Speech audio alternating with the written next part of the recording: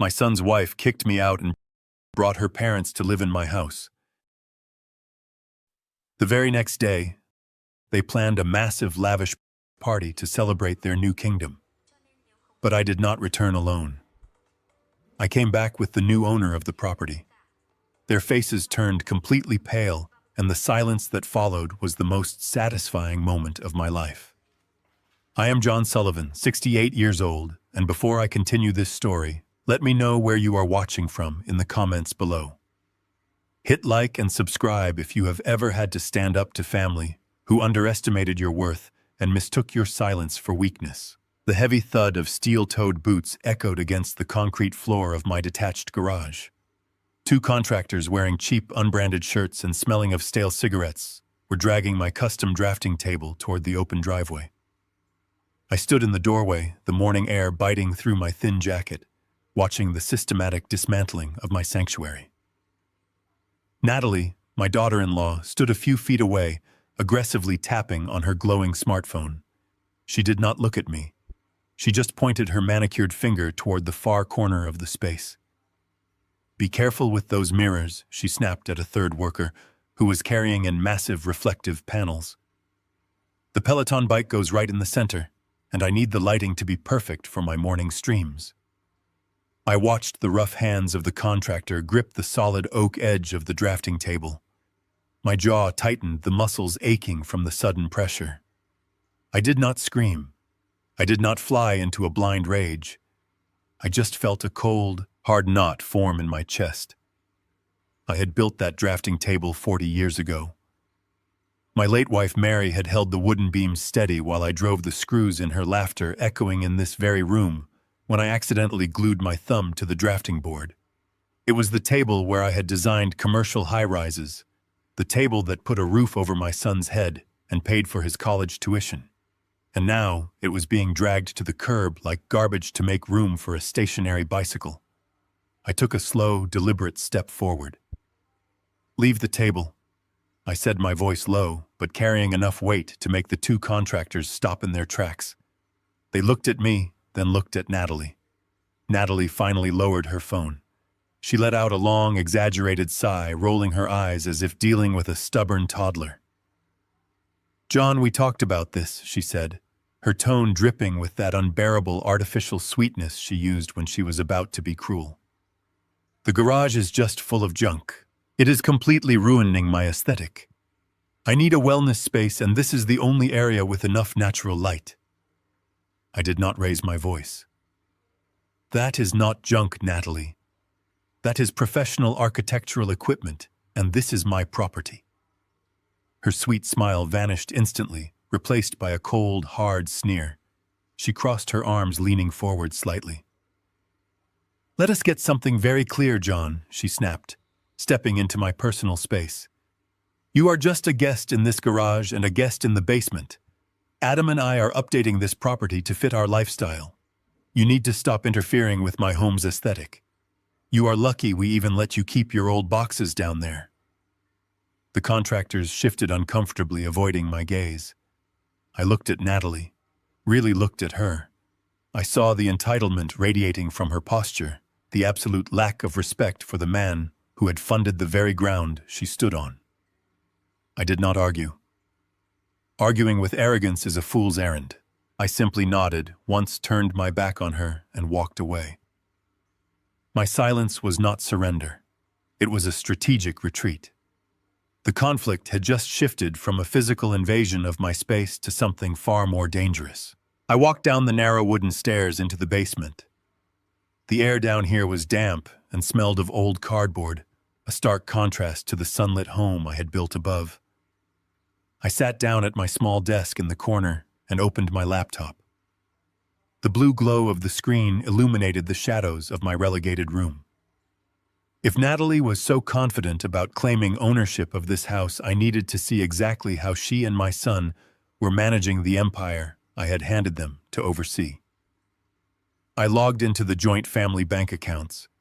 I had allowed Adam access years ago to handle the day-to-day bills while I transitioned into retirement. I expected to find minor overspending, perhaps some foolish purchases for Natalie's endless pursuit of social media perfection.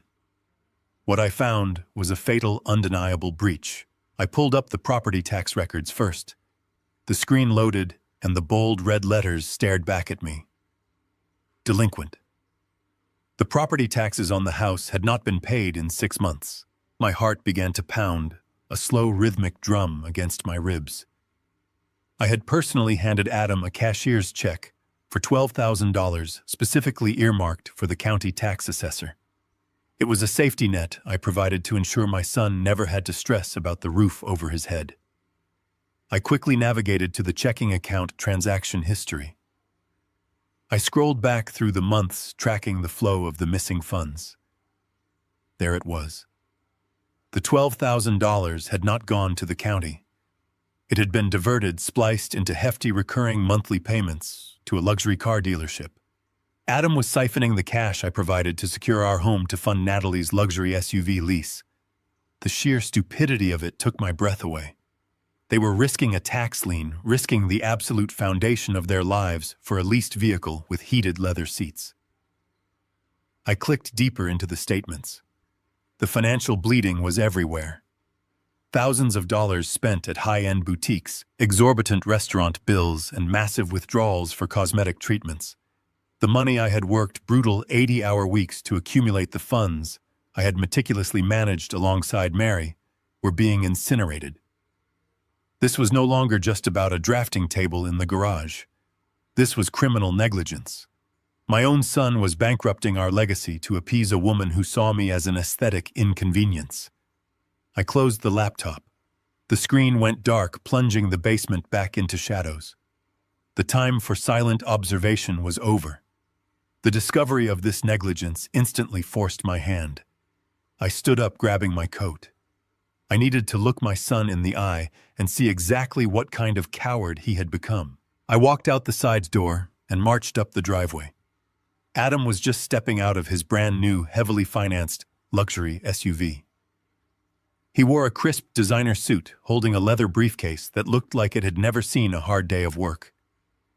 When he saw me approaching, his posture immediately stiffened. The confident stride of a successful businessman faltered, replaced by the nervous shifting of a guilty child. "Adam," I said, stopping a few feet from him, "we need to talk about the property taxes." All the color drained from his face in an instant. He swallowed hard, his eyes darting toward the front door of the house, terrified that Natalie might step out. "Dad, keep your voice down," he muttered, wiping a sudden layer of sweat from his forehead. "I can explain everything." I crossed my arms, standing firm on the concrete I had poured myself 30 years ago. "Explain to me how 6 months of taxes are delinquent when I handed you the cash to pay them. Explain to me why my money is funding a luxury car lease while the county prepares to put a lien on this house." He stammered, pulling at his expensive collar as if it were choking him. "Dad, you do not understand the pressure I am under. Natalie has certain needs. She has an image to maintain for her business. If I do not support her, she makes my life a living hell. We just needed to borrow the tax money temporarily. I am going to handle it next month, I promise. You just need to adapt to Natalie's needs for a little while." I stared at him, disgusted. Adapt. He wanted me to adapt to his financial fraud. He wanted me to smile while he jeopardized our family home because he lacked the spine to tell his wife no. Before I could tear into his pathetic excuses, the heavy rumble of a diesel engine interrupted us. A massive, pristine white catering van pulled into the driveway, its tires crushing the edge of the lawn. The side of the van bore the logo of the most expensive, exclusive catering company in the city. 2 men in crisp white uniforms jumped out, opening the rear doors to reveal towering stacks of imported delicacies. Adam turned pale, his mouth hanging open. "What is this?" I asked, my voice dangerously quiet. Right on cue, Natalie marched out the front door. She bypassed me completely, walking straight to the catering crew. "Be careful with those crates," she commanded loudly. "That is $15,000 worth of imported Italian marble for the patio display, and the beluga caviar needs to be refrigerated immediately." I looked back at Adam. His hands were shaking. He could not even look at me. The tension in the driveway snapped, escalating from simple financial irresponsibility to active, malicious financial bleeding. They were not struggling. They were not making tough choices. They were literally burning my money in front of my face for a party I knew absolutely nothing about. My son was not a victim of circumstance. He was a willing accomplice in my destruction. As the caterers wheeled the expensive marble and luxury food toward the backyard, another vehicle pulled up to the curb. It was a sleek black town car. The rear doors opened and George and Linda stepped out. They were Natalie's parents, an arrogant couple who had always looked down their noses at my calloused hands and sensible shoes. The driver began unloading heavy, oversized suitcases from the trunk, massive steamer trunks that indicated a stay far longer than a weekend visit. Natalie rushed down the walkway to greet them, throwing her arms around her mother. "Oh, I am so glad you are finally here," she squealed. "We got your rooms all ready."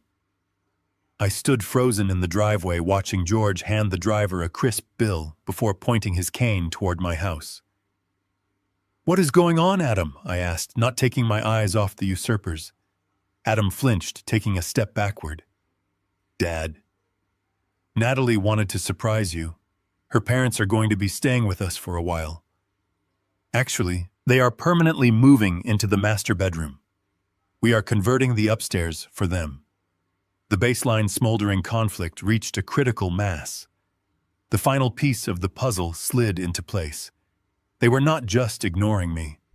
They were methodically replacing me.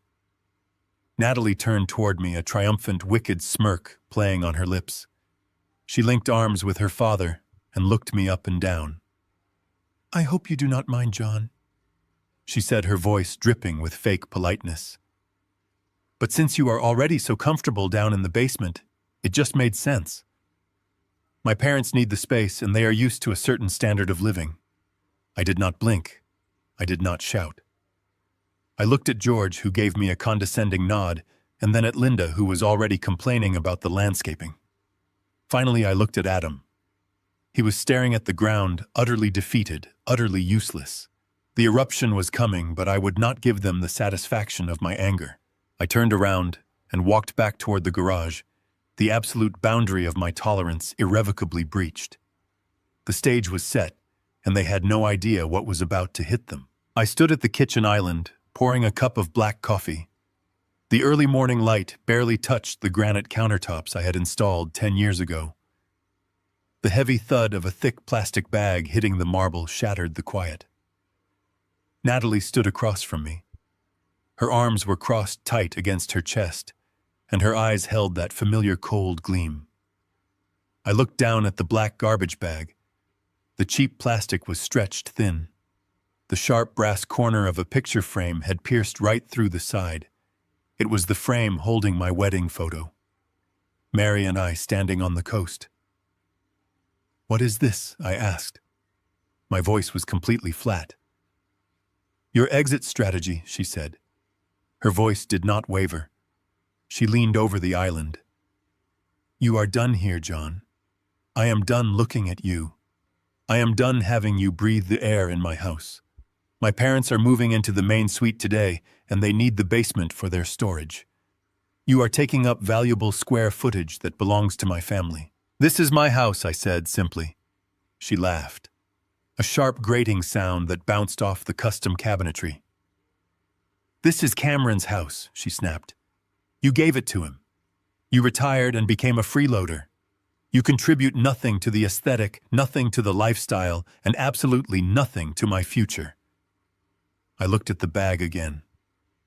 I thought about the 40 years I spent drafting commercial blueprints. I spent decades measuring load-bearing walls and calculating structural integrity for skyscrapers downtown, so my son would never know a day of hunger. I handed him the keys to this property to give him a head start. I thought I was securing his foundation. Instead, I had handed the keys to a parasite. She pushed the bag closer to me. The glass of Mary's photo shattered inside the plastic with a sickening crunch. "Take your junk and get out," Natalie commanded. "I want you off the property before my parents wake up." They do not need the stress of looking at a squatter while they enjoy their breakfast. You have milked my husband for long enough. The urge to yell burned in the back of my throat. I could have told her that every appliance in this kitchen, every brick in the foundation, was paid for by the sweat of my brow. I could have screamed that her entire luxurious existence was a fragile house of cards built on my silent generosity. But screaming gives the enemy your playbook. I looked at the broken glass protruding from the plastic bag. Mary always told me to watch a person's hands, not their mouth. Natalie's hands were gripping the marble edge, white-knuckled, desperate for control. She needed me to fight back so she could play the victim for Cameron. I refused to give her the satisfaction. "Where is Cameron?" I asked. The question was a simple test of the perimeter. "Cameron is sleeping," she snapped quickly. Too quickly. "He agrees with me. We talked about this all night. You are a drain on his mental health. You expect him to cater to your old age, but we have a life to build. My parents actually contribute to our social standing. You just sit around judging us." I reached out and picked up the garbage bag. The weight of it was pathetic. A few flannel shirts, some slacks, and the only physical memories of my wife. My entire legacy in this house reduced to 30 pounds of trash. "He agrees with this," I repeated, letting the words hang in the space between us. "He begged me to be the one to do it." Natalie lied. I knew my son. He was a coward hiding upstairs under the duvet while his wife executed his father. He was terrified of my disappointment, but entirely complicit in her cruelty. "You have exactly 5 minutes to get off the driveway," Natalie said, pulling her phone from her pocket and tapping the screen. "If you are still here when my parents come downstairs, I will call the police and have you removed for trespassing. I will tell them you became aggressive. Who do you think they will believe? A successful young woman or a homeless old man?" The audacity was almost impressive. She genuinely believed she held all the cards. She saw a tired old man in a faded sweater. She did not see the architect who had built the very walls she felt so safe behind. She did not understand that the man who poured the foundation also knew exactly where to place the dynamite. I did not raise my voice. I did not shed a single tear for the son I had lost, or the home I was being exiled from. Tears are a waste of water when the house is on fire. I gripped the torn plastic of the garbage bag tightly, feeling the jagged edge of Mary's broken picture frame press against my palm. The sharp sting of glass cutting into my skin grounded me. It kept my mind razor sharp. 5 minutes, I said quietly. I turned away from the kitchen island. I did not look back at the custom molding. I did not look at the expensive espresso machine my money had bought. I walked straight toward the hallway leading to the front door. "Leave the spare keys on the console," Natalie called out after me. Her voice was dripping with triumphant venom. "And do not bother calling Cameron. I am blocking your number on his phone. You are dead to us, John." I stopped at the console table near the entryway. I reached into my pocket and pulled out the brass key. I placed it gently on the polished wood. The soft clink echoed in the quiet foyer. I stared at the key for a fraction of a second. It was the key to a kingdom that no longer existed. The family I had sacrificed my youth to build had rotted from the inside out. I opened the heavy oak front door. The freezing rain hit my face instantly, a harsh, biting reality. I stepped out onto the porch, the heavy garbage bag slung over my bleeding hand. The door slammed shut behind me with a loud, definitive crack. The deadbolt clicked into place immediately. I stood alone on the wet concrete. The rain soaked through my thin jacket in seconds, but I did not feel the cold. I felt an absolute, terrifying clarity. Natalie thought she had just won the war by throwing me out into the storm. She had no idea she had just unlocked the cage. I turned my eyes away from Natalie. She was not the source of my pain. She was merely a symptom of my son's weakness. I looked directly at Adam. He stood in the arched doorway of the kitchen. He was a man of 35 years. I had taught him how to ride a bike on this very street. I had taught him how to swing a hammer when we framed the patio outside. I had taught him to look a man in the eye when speaking. Now he could not even lift his chin.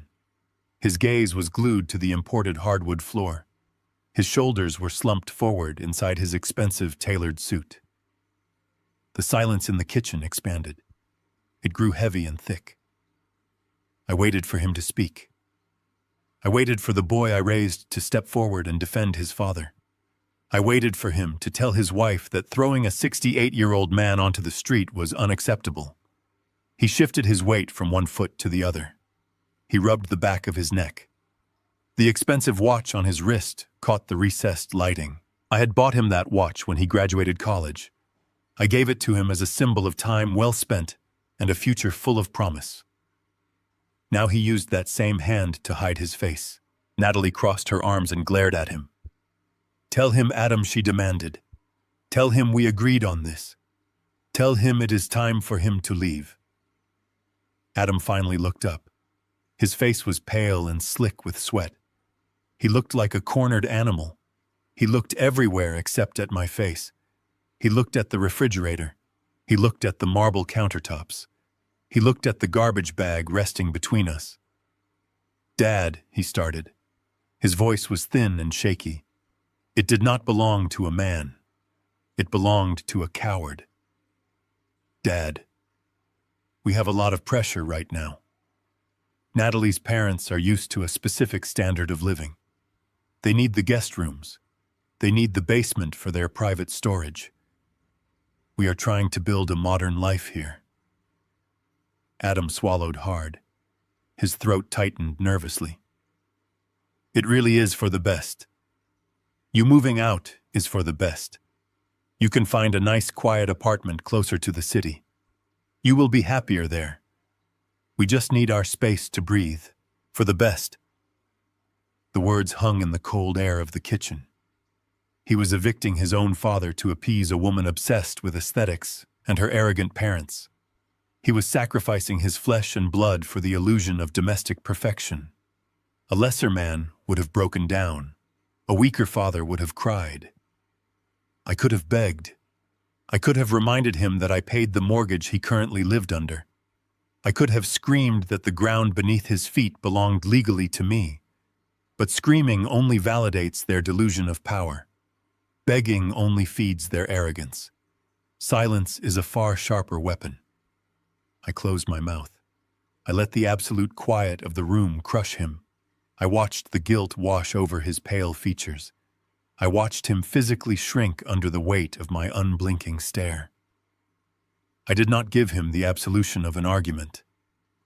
I did not give Natalie the drama she desperately craved. I simply reached out and grabbed the black plastic garbage bag from the island. My fingers closed around the cheap plastic. The jagged corner of Mary's broken picture frame pierced the bag. The sharp brass dug deeply into the flesh of my palm. I welcomed the sudden sting. The sharp flash of physical pain grounded me. It kept my mind focused and sharp. It reminded me that this was real. My wife was gone. My son was lost to me. The enemy was standing in my kitchen. I gripped the bag tighter. A small drop of warm blood slid down my wrist. I turned my back on my only child. I walked out of the kitchen with measured and deliberate steps. I did not rush. I refused to let them see me flee. I walked down the main hallway. The walls were lined with expensive art Natalie had purchased using the funds I gave them for property taxes. The hypocrisy surrounded me on all sides. I reached the heavy oak front door. I reached out with my uninjured hand and grasped the brass handle. I turned the latch. I pulled the door open. The freezing autumn rain immediately whipped across my face. The wind howled through the open doorway. It sent a chill straight through to my bones. I stepped out onto the covered porch. I did not pause to look back. I did not offer a final word of warning. I pulled the door shut behind me. The heavy wood slammed into the frame with a loud and definitive crack. The deadbolt clicked into place a second later. Natalie had locked it instantly. The sound of that lock turning was the final severing of our bond. I was no longer a father. I was a man forced into a corner. I stood alone on the wet concrete. The rain pounded against the porch steps. The cold seeped through my thin cotton sweater in seconds. The water washed the small streak of blood from my hand. I walked down the driveway. Every step away from the house cemented my resolve. I had no car. Natalie had parked her leased luxury vehicle directly behind my old sedan, blocking me in completely. I was forced out on foot. I walked down the suburban street as the storm intensified. The streetlights flickered against the dark, heavy clouds. I reached into my pocket and felt the cold plastic of my debit card. I needed shelter. I needed a base of operations to organize my counterattack. I approached a small motel 2 miles down the road. The neon sign buzzed loudly in the rain. I walked into the lobby soaked to the bone and placed my card on the counter. The clerk swiped it. He frowned. He swiped it again. "I am sorry, sir," he said softly. "The card is declining." My stomach dropped. The physical eviction was only the beginning. The survival conflict had just locked its jaws around me. The heavy autumn rain turned the suburban sidewalks into slick rivers of freezing water. I walked with my head down against the wind. The plastic garbage bag dragging against my leg felt like an anchor. My leather shoes, meant for dry drafting rooms and carpeted hallways, were soaked completely through within the first 3 blocks. Every step sent a sharp ache up my shins, a harsh reminder of my 68 years. I did not stop to catch my breath. I did not look back toward the warm, glowing windows of the house I had paid for. I kept my eyes fixed on the hazy red neon sign buzzing weakly in the distance. The Pine Haven Motel was a dilapidated cinder block structure, sitting right on the edge of the county line. It was a place for transients and mistakes. Tonight, it was my only shelter. I pushed open the glass door of the lobby. A rusted bell chimed weakly above my head. The room smelled of stale bleach and old cigarette smoke. A young clerk with tired eyes looked up from his phone. He took in my soaked sweater, my dripping hair, and the torn black garbage bag clutched in my bleeding hand. His expression immediately hardened into a mask of polite rejection. He saw a vagrant. He saw a problem. I approached the laminate counter and pulled my wallet from my damp pocket. "I need a single room for the night." I told him, keeping my voice steady and completely devoid of the humiliation burning in my chest. "Just one night." The clerk sighed heavily and clicked a few keys on his ancient computer terminal. "That will be $85 plus a $50 incidental hold," he muttered, not making eye contact. "Card only. No cash deposits for walk-ins." I pulled out my primary bank debit card. It was the account I used for my daily living expenses, separate from my heavily guarded trusts. I slid the plastic across the counter.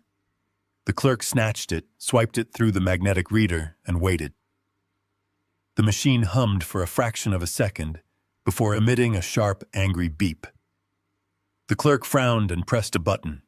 "Declined," he said flatly. He pushed the card back toward me across the counter. A cold knot formed in my stomach.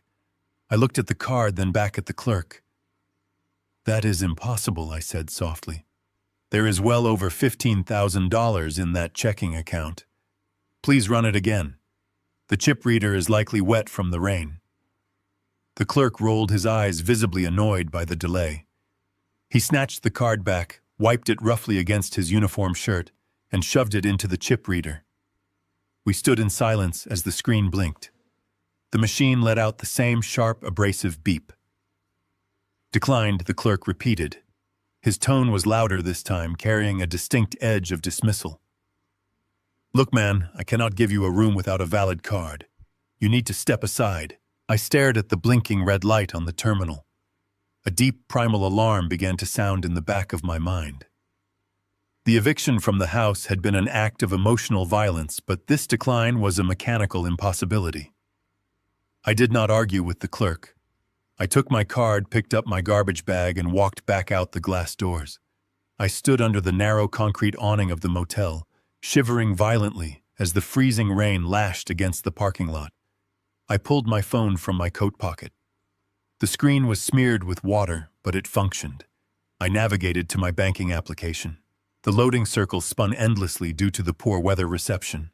I closed the application and dialed the 24-hour customer service number printed on the back of the card. The automated voice prompted me through a maze of security questions. I entered my social security number, my date of birth, and my secure PIN. The robotic voice finally transitioned to the account summary menu. Your current available balance is negative $42.50. I stopped breathing. The freezing wind whipping under the awning seemed to completely vanish. I stood frozen in a vacuum of absolute disbelief. Negative $42. I pressed the zero key repeatedly until the line clicked and began ringing for a human representative. A woman answered, her voice cheerful and entirely out of place in the nightmare I was currently standing in.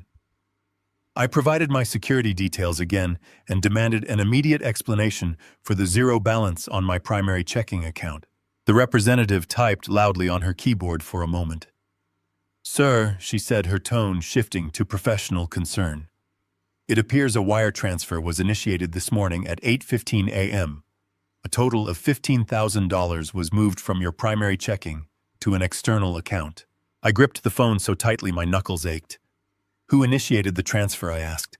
My voice was a hollow, empty rasp. "I did not authorize any movement of funds today." The representative typed again. "The transfer was authorized and executed by Natalie Sullivan," she explained calmly. "She is listed as an authorized user with full transactional privileges on this specific account." The memory hit me with the force of a physical blow. 3 years ago, I had experienced a mild cardiac event. I spent a week in the hospital undergoing observation and stress tests. Adam had been across the country on a corporate retreat, entirely unreachable. Natalie had stepped up visiting my hospital room, bringing me awful cafeteria coffee, and playing the role of the deeply concerned daughter-in-law. I had been heavily medicated and anxious about my mounting medical copays and household bills. I signed the paperwork to add her as an authorized user to my daily checking account, granting her the ability to write checks to the hospital and pay my utilities if I became incapacitated. I never removed her name. I never revoked her access. I had foolishly assumed that the woman married to my only child would operate with a baseline level of familial loyalty. I asked the representative for the destination of the wire transfer. I needed to hear the final, undeniable truth.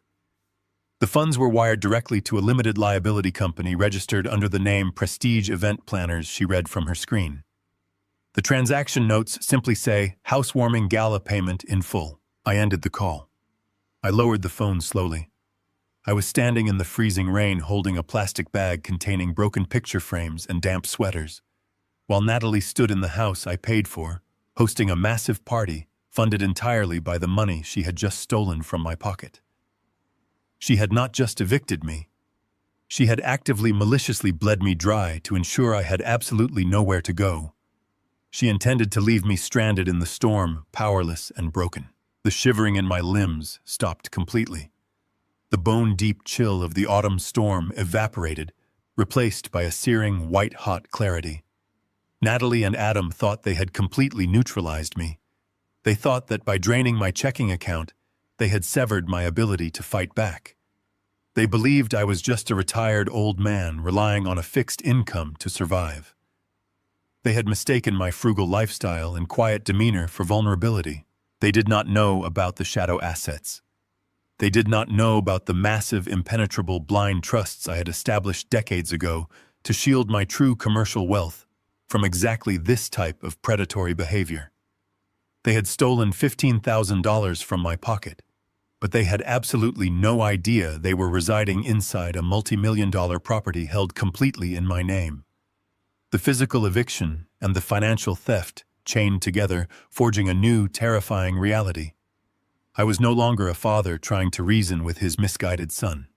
I was an architect staring at a rotten structure.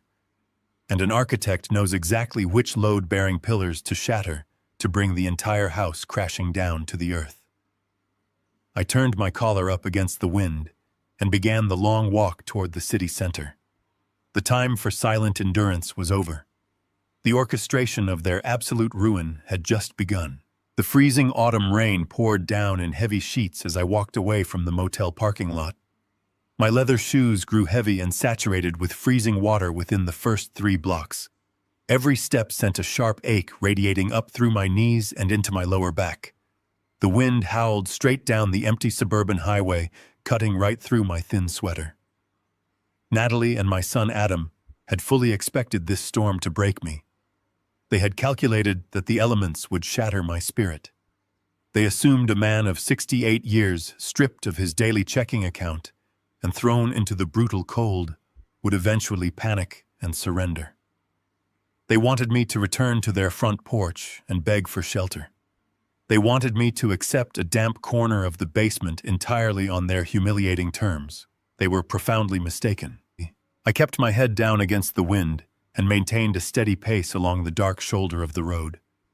I focused entirely on the measured rhythm of my breathing. Panic is a worthless luxury for those who do not understand how to build a solid foundation. I was a master commercial architect. I had spent my entire professional life designing massive industrial structures meant to withstand severe earthquakes and hurricane-force winds. I knew exactly how to reinforce a collapsing wall.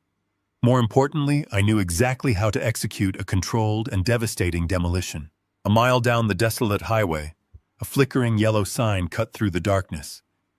It belonged to an old diner open 24 hours. The cracked asphalt parking lot was completely empty except for a single rusted pickup truck idling near the back. I walked up to the entrance and pushed open the heavy glass door. The warm air hit my face like a solid physical barrier. The comforting smell of dark roasted coffee and frying grease immediately filled my lungs. A waitress with deep, tired eyes looked up from the counter. I asked her for a booth in the back and a large pot of black coffee. She gave a slow nod and handed me a laminated menu. I told her to keep the menu. I just needed the coffee and a quiet table. I walked to the furthest booth hidden in the back corner of the diner. The faded red vinyl seats were heavily patched with silver tape. I sat down and placed my torn black garbage bag on the seat directly across from me. My right hand was still throbbing intensely where the broken glass from the picture frame belonging to Mary had sliced deeply into my palm. I took a coarse paper napkin from the metal dispenser and wrapped it very tightly around the wound. The waitress arrived carrying a heavy ceramic mug and a steaming glass pot of coffee. I thanked her quietly. I wrapped my freezing hands around the hot mug, letting the intense warmth seep slowly into my aching bones. I reached into my damp coat pocket and pulled out my cellular phone. The glass screen was smeared with rainwater. I wiped it clean using a dry patch on the inside of my sweater. My daily checking account was utterly empty. Natalie had drained the $15,000 to pay for her imported Italian marble and her extravagant luxury catering van. She truly thought she had taken everything I possessed. She thought she had effectively severed my only financial lifeline, leaving me helpless. I opened a secure web browser on my phone. I navigated straight past my standard consumer banking applications. I entered a complex string of randomized numbers and letters into the address bar. A plain gray login screen appeared on the glass. It bore absolutely no bank logos and no corporate branding of any kind. It was a highly secure cloud server managed directly by a private wealth management firm located downtown. I typed in my credentials. A dual authentication prompt immediately appeared. I verified my identity through an encrypted application sequence. The secure screen loaded. The numbers populated in stark black text against the bright white background. $4,200,000. The massive balance sat quietly distributed across a diversified portfolio of tax-free municipal bonds and steady blue-chip stocks. This was the shadow asset. Natalie and Adam genuinely believed I was just a tired, retired draftsman living month to month on a modest fixed income and Social Security checks. They had absolutely no idea I had spent 35 years designing massive corporate headquarters and sprawling industrial complexes.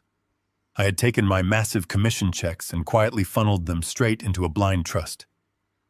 Mary and I had decided very early on in our marriage that visible wealth only breeds toxic entitlement and attracts ruthless parasites. We chose to live in a sensible and modest suburban home. We drove sensible and reliable vehicles. We wanted our only son to learn the true value of hard manual work. We wanted him to build his own empire from the ground up. I scrolled down the glowing screen to the real estate holdings section. The property legal documents loaded in a neat, organized column. The house Adam and Natalie were currently occupying was listed right at the very top of the screen. Adam loved to tell his pretentious friends that he was a successful homeowner. Natalie absolutely loved to brag to her arrogant parents about the sprawling estate she exclusively managed. They were both living inside a magnificent and fragile delusion. The deed to the property was not in their names. The house and the double lot it sat on were held entirely within a revocable living trust. I was the absolute sole trustee. I retained total legal authority over the entire property. I could sell it. I could bulldoze it. I could turn the entire pristine lawn into a commercial parking lot. Adam owned absolutely nothing but the clothes in his closet. I took a slow, methodical sip of the hot black coffee. The bitter, dark liquid burned the back of my throat perfectly. The initial emotional sting of their deep betrayal began to rapidly fade. It was entirely replaced by a cold and absolute determination. The transformation was finally complete. I was no longer a silent and tolerant observer trapped inside my own home. I was a master architect actively drafting a detailed blueprint for their complete and total ruin. They had forged a pathetic reality based entirely on my continued silence. Natalie treated me like a worthless vagrant, taking up her precious square footage. Adam treated me like a shameful secret he had to manage and hide away in the basement. They had invited an audience to witness my final degradation. They brought George and Linda into the house to permanently replace me and erase my legacy. They spent $15,000 of my personal money to feed their arrogant and oblivious friends. They had permanently breached the absolute boundary of human decency, and there was no turning back. I clicked on a highly secure encrypted document folder. It contained the direct contact information for my primary estate attorney. Mr. Campbell was not a friendly neighborhood family lawyer. He was a ruthless and surgical corporate litigator. I paid him a very significant retainer every single year to ensure my trusts remained completely impenetrable. I had instructed him to remain entirely invisible until I specifically required his unique brand of legal violence. I needed his surgical precision right now to spring the trap I was building. I looked at the digital clock on my phone screen. It was shortly after 3 in the morning. Mr. Campbell would be sitting at his mahogany desk by 6. I had 3 hours to finalize the exact sequence of events. I opened a digital notepad application. I began typing slowly with my uninjured hand. First, I needed to legally sever their access to any remaining minor utility accounts. Second, I needed a comprehensive legal audit of the property to firmly document every single unauthorized structural alteration Natalie had ordered. Third, I needed a buyer. I knew exactly who to call for the third and final step. Dominic was a ruthless commercial real estate developer. He owned the massive firm that had successfully constructed half the commercial shopping centers in the entire county. Dominic had been aggressively trying to purchase my specific double-lot waterfront property for 10 solid years. He desperately wanted to tear down the existing house and use the expansive acreage to build a high-density cluster of luxury townhomes. I had always refused his generous offers because I genuinely wanted to leave the house intact for my son. I wanted Adam to raise his own future children in the very same rooms where he had grown up. That soft sentimentality was now completely dead. The house was no longer a family home. It was a tactical weapon. I knew Dominic always had millions in liquid capital ready to immediately deploy. I knew he operated with a brutal and blinding efficiency.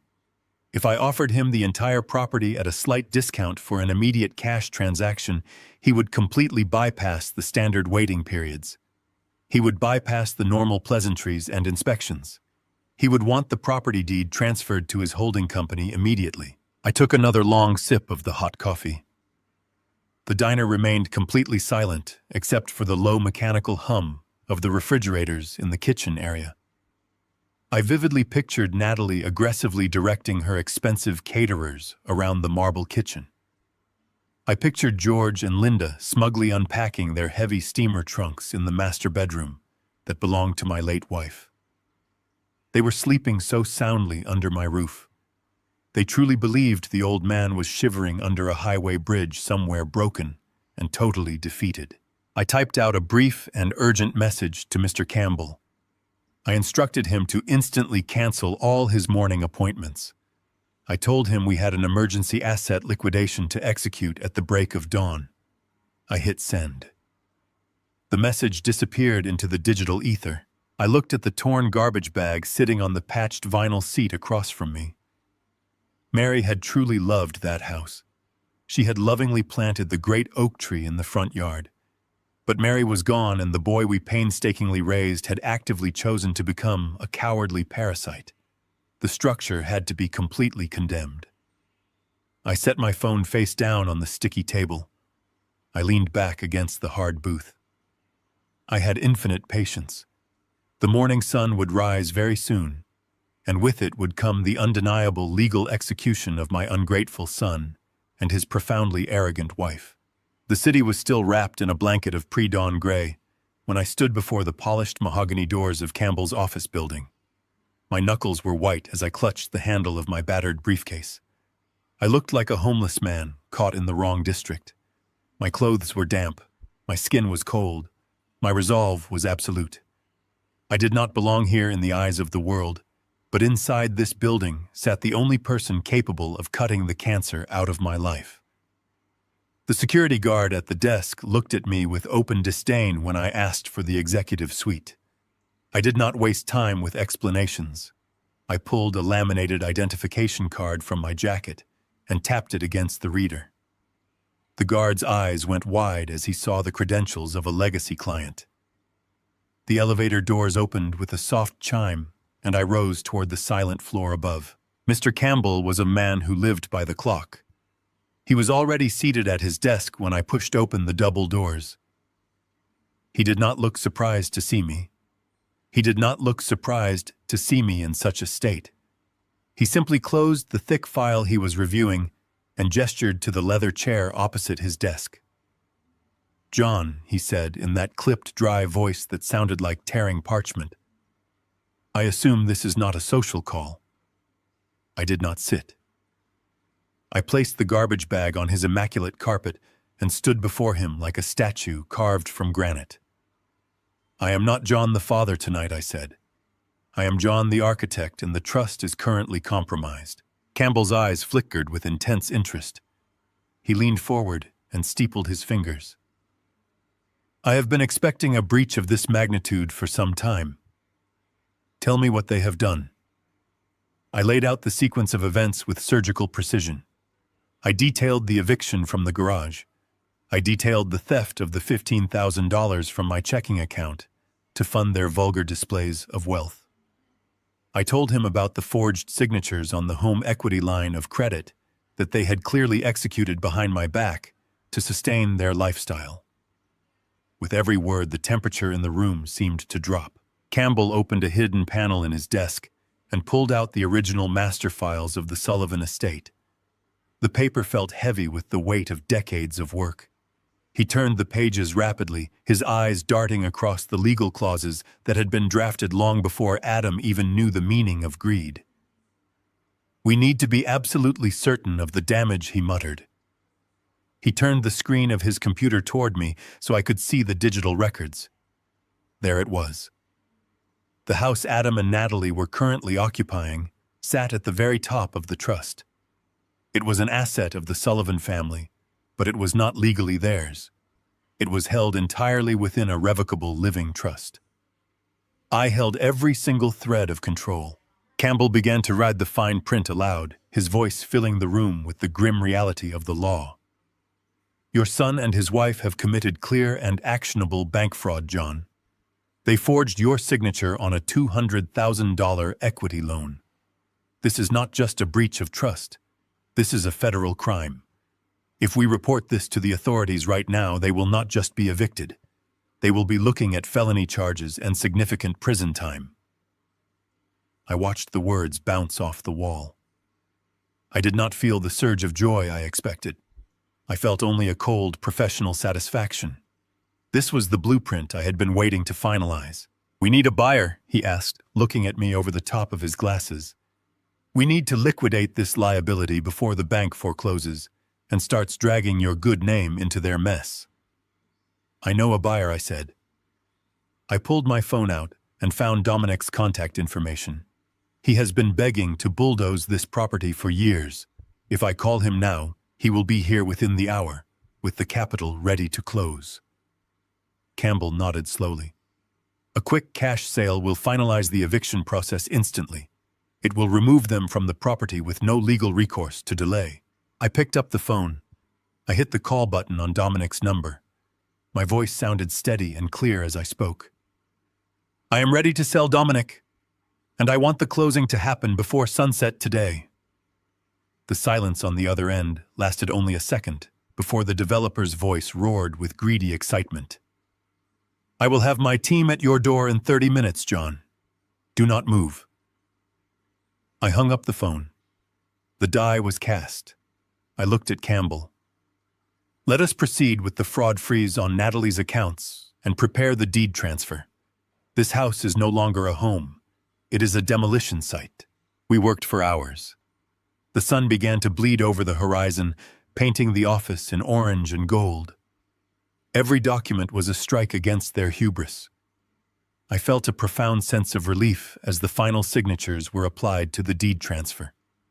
The property was sold. My assets were completely secured in a separate vault that Natalie could never touch. Adam and Natalie were currently hosting their expensive party above the ruins of their own future. They thought they were the architects of their own destiny. They were merely the tenants waiting for the wrecking ball. I was the architect, and I had just ordered the demolition. We were ready. The trap was armed, and the clock was ticking down to their total annihilation. Mr. Campbell stared at his glowing monitor. The only sound in the vast office was the rhythmic clicking of his computer mouse. I sat across from him watching his reflection in the dark glass of the large corner window. The city outside was just beginning to wake up, but inside this room the air felt utterly dead. Campbell stopped clicking. He leaned much closer to the screen. His eyes narrowed. He did not speak immediately. He pressed a button on his keyboard, and a heavy laser printer in the corner began to hum loudly. When an estate lawyer of his high caliber goes completely silent, you do not interrupt the process. You wait. I sat still and waited. Campbell pulled a thick stack of warm paper from the output tray. He laid it flat on his polished mahogany desk. He ran his index finger down the columns of dense numbers. He looked up at me. His face was a mask of cold, professional detachment. "John," he said quietly, "are you aware that your primary residence currently holds a massive financial lien?" I stared at him. The words simply did not make sense. "I bought that specific property with cash 30 years ago," I told him. "There is no mortgage. There are no outstanding loans of any kind. The entire estate is held entirely within the blind trust." Campbell rotated a sheet of paper and pushed it slowly across the desk toward me. He tapped a specific line of bold text. "According to the county registry, a home equity line of credit was officially opened 8 months ago. $200,000.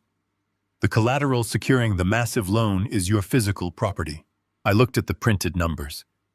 $200,000. The sheer gravity of the figure settled over me like a suffocating lead blanket. Natalie had not just been draining my daily checking account for organic groceries and minor cosmetic luxuries. She and Adam had actively mortgaged the very ground I stood on. They had leveraged the structural walls I built with my own hands to finance an absolute illusion of immense wealth. "I am the sole legal trustee," I said. My voice remained dangerously calm. "No reputable bank would ever authorize a commercial loan of that magnitude against a trust property without my explicit physical presence and a notarized ink signature." Campbell nodded slowly.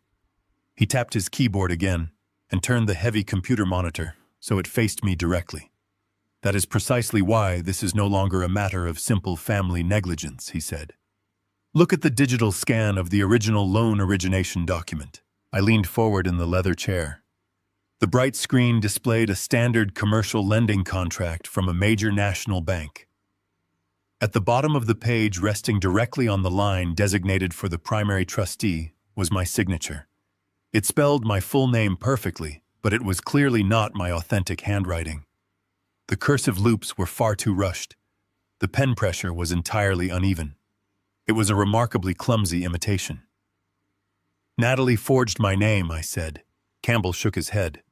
He zoomed in on the secondary signature required for the final disbursement of the funds. It was not Natalie. It was Adam. I stared at my son's printed name. Adam Sullivan, written in the precise flowing cursive script I had personally taught him when he was 7 years old. I vividly remembered sitting with him at the old kitchen table. I remembered holding his small, fragile hand in mine and gently guiding the yellow pencil across the lined paper. I taught him how to form those exact letters so he could walk into the adult world with a strong, independent identity. Now he was utilizing that exact same handwriting to commit massive financial fraud against his own father. "He is listed as the primary beneficiary on the disbursement account," Campbell explained. "The bank wired the full $200,000 directly into a private checking account registered solely to Adam and Natalie. I just pulled the complete routing history to verify the destination." "Where exactly did the money go?" I asked. Campbell pulled another sheet of paper from the stack. "It went absolutely everywhere. $70,000 was sent directly to a luxury car dealership to pay off 2 high-end vehicle leases. $40,000 went to imported designer furniture retailers. $25,000 was routed to an exclusive cosmetic surgery clinic downtown. The remaining funds have been rapidly hemorrhaged on luxury catering services, designer clothes, and lavish tropical vacations. They successfully burned through $250,000 in less than 12 months.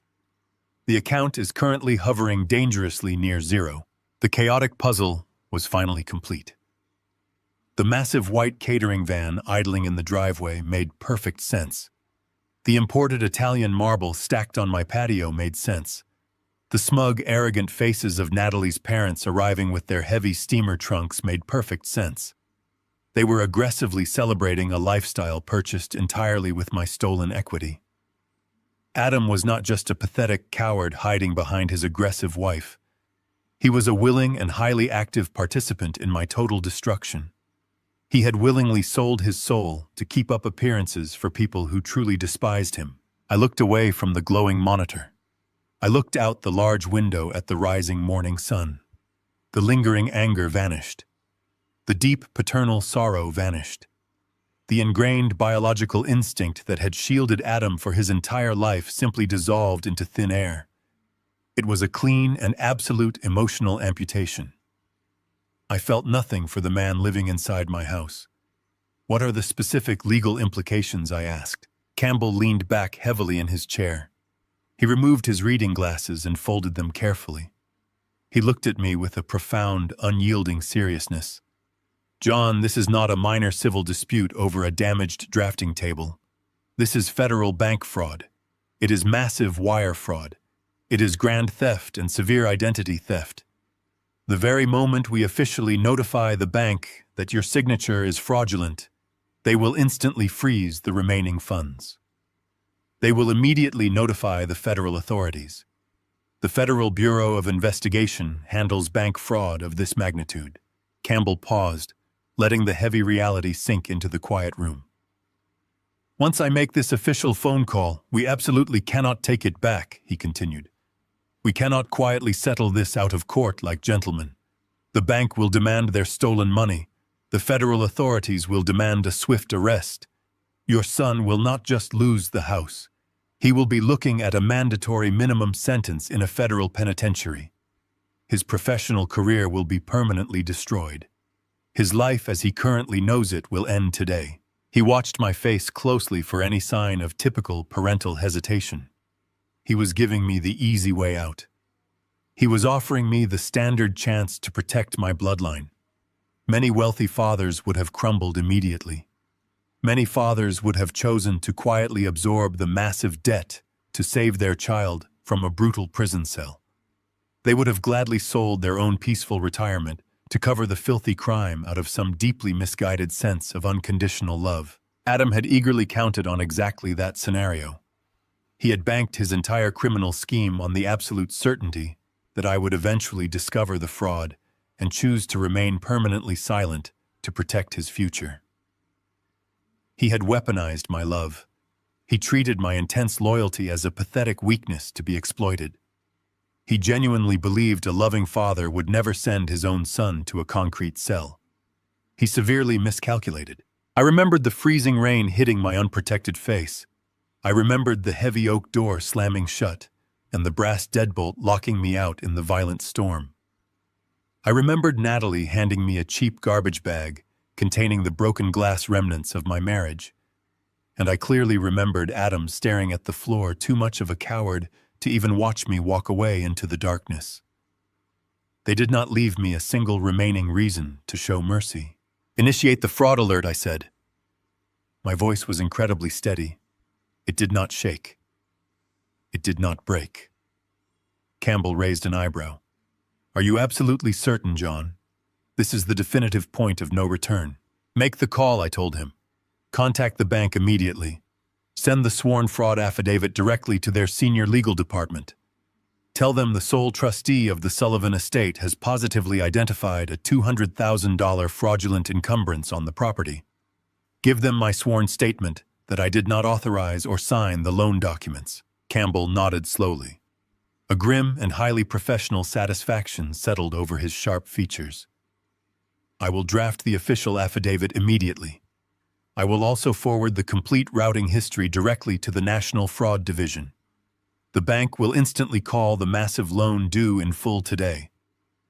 When Adam cannot produce the missing $200,000, they will automatically refer the active case to the federal prosecutor. I want the property liquidated immediately," I added. "Call Dominic right now. Tell him I fully accept his previous cash offer for the entire plot of land. Tell him the only condition is that the deed transfers by 2:00 this afternoon. He can bring his heavy demolition crew to the property the very second the ink is perfectly dry." Campbell reached for his desk phone. He began dialing the main fraud department of the National Bank. I sat back in the comfortable leather chair and watched him work. I felt incredibly light. The heavy biological burden of fatherhood had been completely and permanently lifted from my tired shoulders. I owed Adam absolutely nothing. I had spent 35 grueling years building a massive, solid foundation for him to stand on. He willfully chose to take a heavy sledgehammer to it. Now he would be forced to live alone in the dusty rubble. The lethal trap was set. The federal investigation would launch within the hour. The massive financial debt would crush them instantly. The aggressive cash sale of the property would leave them completely homeless before sunset. They thought they had brilliantly secured an empire, but they had simply locked themselves inside a burning building. I closed my eyes and listened to Campbell relaying the precise details of the crime to the banking authorities. It was the beautiful sound of absolute justice. Campbell gently placed the receiver of his heavy desk phone back into its cradle. The call to the Federal Fraud Division of the National Bank was officially complete. The silent alarm had been tripped deep within the banking system. The authorities were actively mobilizing to freeze the stolen funds. Now it was my turn to execute the physical portion of the masterstroke. I reached into my damp coat pocket and pulled out my cellular phone. My thumb hovered over the contacts icon for a fraction of a second. I searched for a specific name I had intentionally ignored for an entire decade. The name was Dominic Vance. Dominic was not a commercial architect. He had no genuine appreciation for the sweeping lines of a vaulted ceiling or the careful structural balance of natural light. Dominic was a ruthless developer who dealt entirely in poured concrete and maximum profit margins. For 10 solid years, he had aggressively pursued my property. The double lot I owned sat exactly in the center of a rapidly gentrifying residential district. 5 years ago, the city council had completely rezoned the entire neighborhood to allow for high-density luxury builds. My property was the very last expansive holdout on a street rapidly filling with towering luxury townhomes. Dominic had called me every single quarter, offering obscene amounts of cash to buy the land. I had always stubbornly refused. I used to tell him my late wife Mary had lovingly planted the great oak tree in the front yard. I told him I was protecting the house for my son Adam, so he could eventually raise his own children in the very rooms where he had taken his first steps. Those pathetic sentimental dreams were now nothing but toxic ash. I pressed the green call button. The phone rang 3 times before a gruff, abrasive voice barked through the speaker. Dominic did not believe in polite morning greetings. He aggressively demanded to know who was calling his private line before the sun had even crested the horizon. I spoke his name calmly and told him it was John Sullivan. The line went completely silent. I could hear the faint sound of heavy traffic in the background. Dominic was already awake and moving through the city. He let out a loud, arrogant laugh. He asked if the stubborn old man had finally lost his mind, or if I was simply calling to complain about the heavy construction noise from his new development down the block. I did not entertain his vulgar banter. I spoke with absolute mechanical precision. I told him the double lot property was officially for sale. The heavy silence returned to the line immediately. Dominic was a financial shark, and a shark always pauses when it smells fresh blood in the water. He asked me what catastrophic event had finally changed my mind after a decade of complete refusal. I told him the sentimental value of the property had expired overnight. I told him I was looking at the original blueprints of my legacy and realized the foundation was completely rotten. Dominic immediately asked for my asking price. He fully expected a grueling and protracted negotiation. He expected me to leverage the current aggressive real estate market to squeeze every possible dollar out of his firm.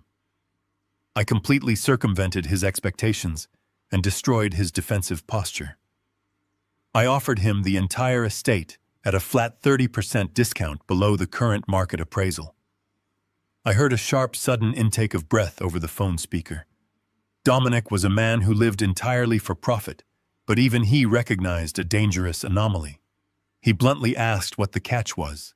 He demanded to know if the soil was secretly contaminated or if the city inspectors had quietly condemned the primary structure. I told him the physical property was immaculate, and the title was completely clear.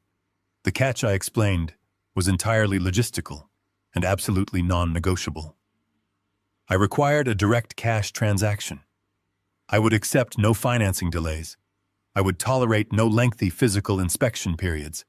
I refused any drawn-out escrow process. The legal deed had to be transferred to his corporate holding company by 2:00 this very afternoon. Furthermore, I had a very specific physical requirement to bind the contract. He had to bring his heavy demolition crew to the property the exact second the legal paperwork was finalized. Dominic let out a low, sharp whistle. He told me a same-day cash closing of that massive magnitude was incredibly difficult, even for a firm as large and liquid as his. He asked why I was in such a frantic, desperate rush to bulldoze my own cherished family home. I did not give him a lengthy emotional explanation. I simply fed him the cold, unvarnished truth.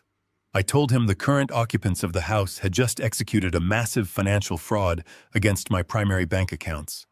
I told him my own son had forged my signature to steal $200,000 to fund a pathetic illusion of suburban wealth. I told him the federal authorities were currently processing the bank fraud, but I specifically wanted the physical shelter ripped away from them before the sun went down. Dominic let out another loud laugh. This one was entirely devoid of humor. It was the harsh sound of a ruthless businessman recognizing a fellow predator. He told me he did not care about my pathetic family drama. He only cared about the highly valuable dirt sitting underneath the structure. He said his corporate lawyers would need to coordinate directly with my legal representation to expedite the title transfer and legally bypass the standard municipal waiting periods. I looked across the large desk at Campbell. The sharp attorney was already pulling the necessary transfer deeds from his secured filing cabinet. I told Dominic my estate attorney was sitting right in front of me, and the transfer paperwork was actively being drafted. Dominic formally accepted the aggressive terms. He promised to have the liquid funds securely wired directly to Campbell's protected trust account by noon. He promised his legal team would be standing by to execute the digital signatures. But then his voice dropped a full octave. He gave me a very specific and severe warning. He told me his primary demolition foreman was a highly aggressive man who did not care about polite society. If I authorized them to arrive at 2:00, they would not politely knock on the front door and ask the current residents to slowly pack their belongings. They would arrive with heavy diesel machinery and absolute legal authority.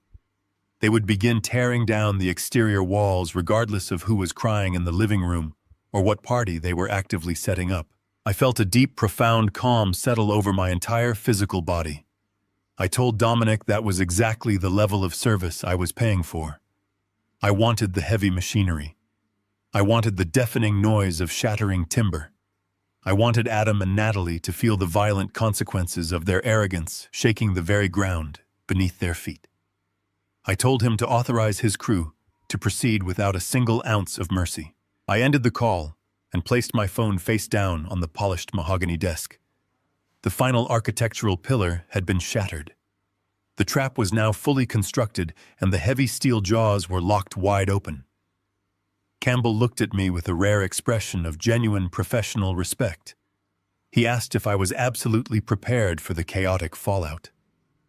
He gently reminded me that once the demolition crew arrived at the property, the psychological damage to my son would be completely irreversible. The bridge would be permanently burned to ashes. I stood up from the leather guest chair. I picked up the torn plastic garbage bag containing the damp, ruined remnants of my past life. I looked at the dark window reflecting the rising morning sun. I told Campbell my son had effectively died the exact moment he forged my signature on those fraudulent bank documents. The entitled man currently sleeping in my house was merely a parasitic stranger who had foolishly decided to attack the architect of his entire existence. I told Campbell to finalize the legal paperwork and prepare for the final confrontation. The time for silent endurance was permanently over. The era of ruthless excision had officially begun. The heavy brass pen in my hand felt far colder than the freezing rain outside. I stared down at the final page of the transfer deed, resting on the polished mahogany desk. Mr. Campbell watched me in absolute silence. There was no hesitation in my fingers as I pressed the sharp nib to the heavy parchment paper. I formed the letters of my name with deliberate and unyielding precision. The dark black ink flowed smoothly across the page, permanently binding the agreement and completely severing my past. I watched the wet ink catch the bright morning light filtering through the large office window. I watched it settle and dry into the fibers of the paper. That simple chemical reaction, taking only a few seconds, finalized the absolute destruction of Adam and Natalie. The house was no longer a family estate. It was no longer a shelter for their profound arrogance. It was officially the commercial property of Dominic Vance and his ruthless real estate development firm. The digital clock on the wall shifted to 8 in the morning. We had successfully executed the fastest multi-million-dollar real estate transaction in the history of the county. Dominic had kept his incredibly aggressive promise. His corporate attorneys had expedited the digital wire transfer through a highly secure federal banking portal. Campbell looked down at his primary monitor and gave a slow, definitive nod.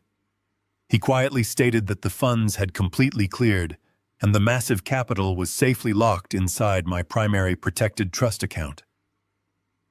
The deed was legally transferred and instantly recorded with the county clerk.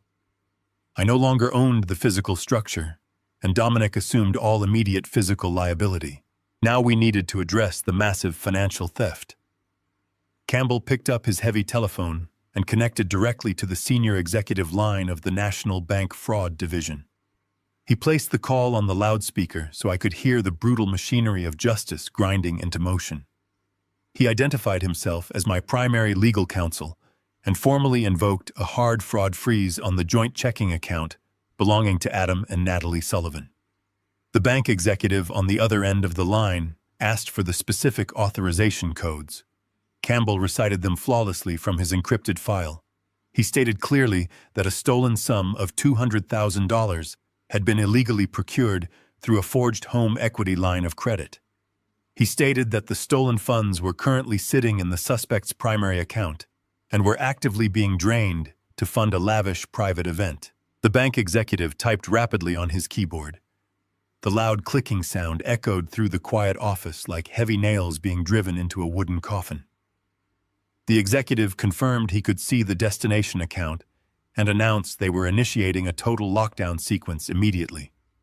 No funds could be withdrawn, transferred, or utilized in any capacity. All attached debit cards and credit lines were suspended effective that exact second. He assured us they would be forwarding the forged signature documents directly to their internal investigation unit and immediately notifying the federal authorities regarding the massive wire fraud. I leaned back in the heavy leather chair and closed my eyes. I pictured Natalie waking up in the luxurious master bedroom of my former house. I pictured her walking down the imported hardwood stairs, eagerly planning her extravagant housewarming gala.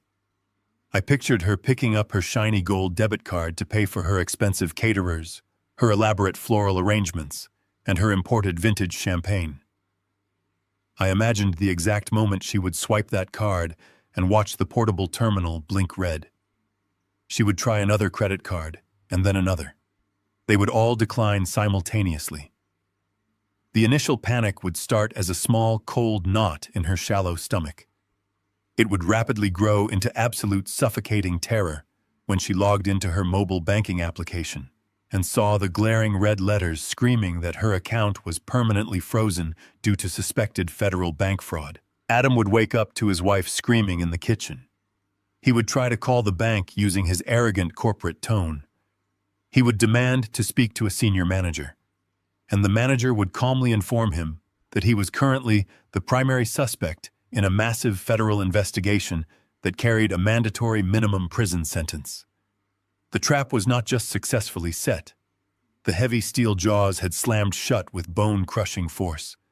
They were trapped inside a financial nightmare with absolutely no escape route. A strange and profound peace settled deeply into my chest. Many years ago, when Mary and I first stood on that empty double lot, we had a beautiful, optimistic vision. The grass had been overgrown and wild, but she saw a permanent sanctuary. I spent months meticulously drafting the complex blueprints at our small kitchen table. We mixed the mortar for the foundation with our own hands. We hammered the heavy nails into the framing under the hot summer sun. I calculated every single load-bearing wall and every precise angle of the sun to ensure the morning light would wake us gently. I built that house to be an unbreakable fortress against the harsh outside world for my loving wife and my only child. I wanted Adam to feel permanently safe. I wanted him to fundamentally understand the immense value of a solid foundation. But a strong foundation requires constant maintenance and deep, unconditional respect. Adam had never respected the house.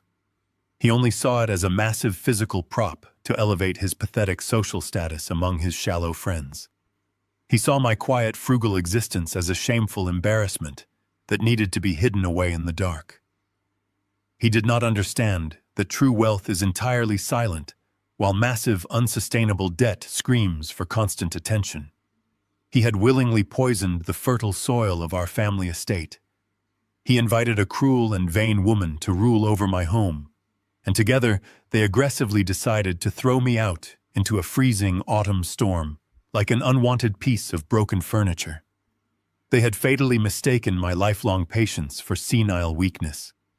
They believed I was simply an irrelevant ghost waiting to die so they could casually inherit the entire kingdom. Campbell broke the heavy silence and pulled my attention back to the present moment.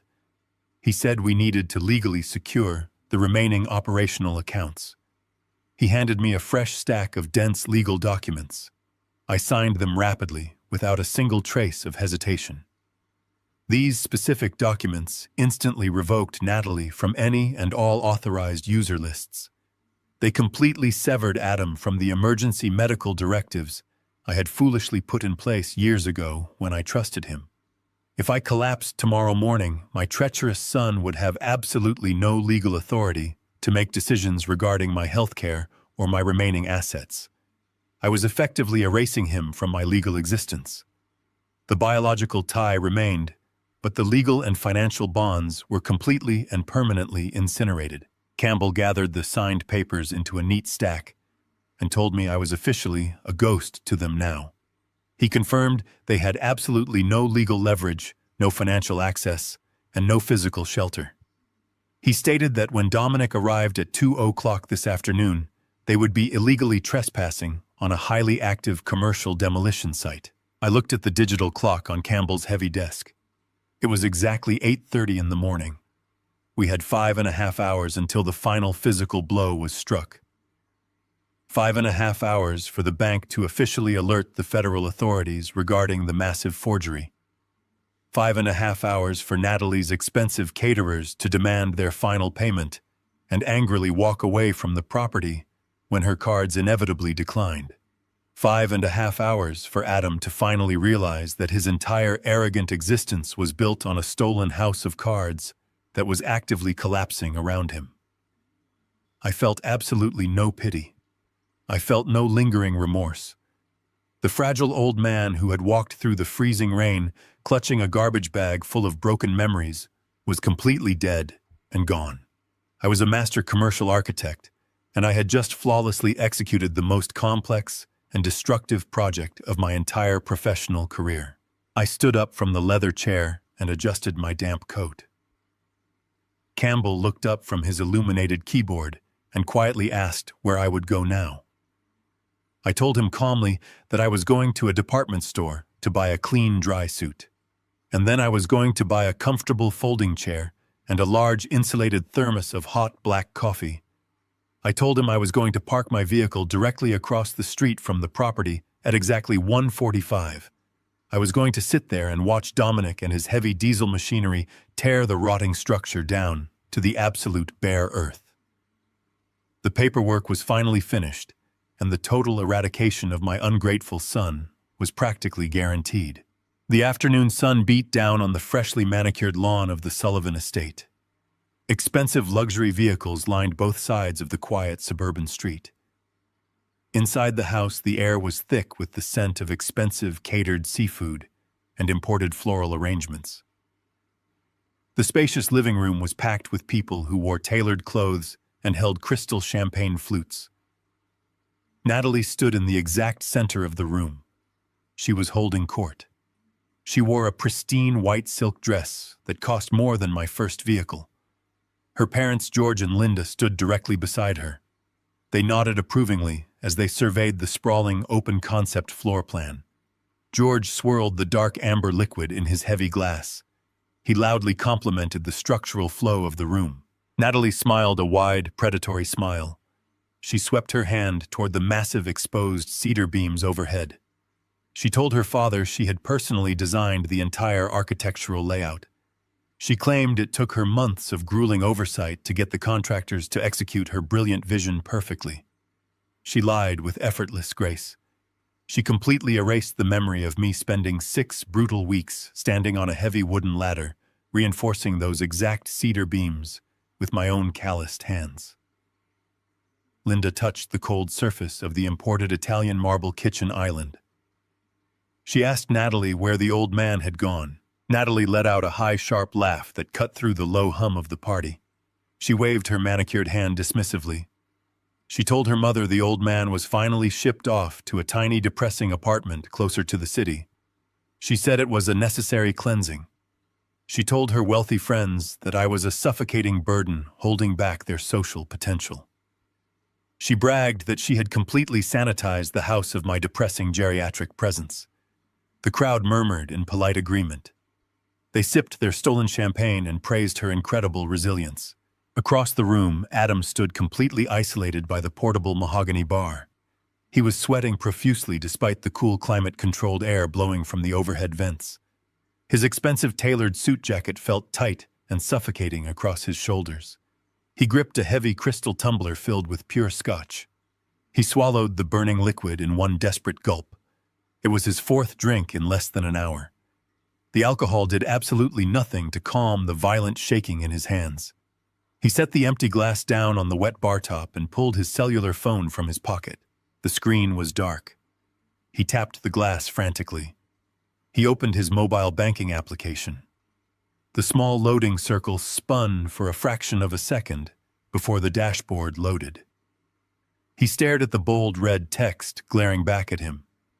His primary checking account displayed a balance of absolute zero.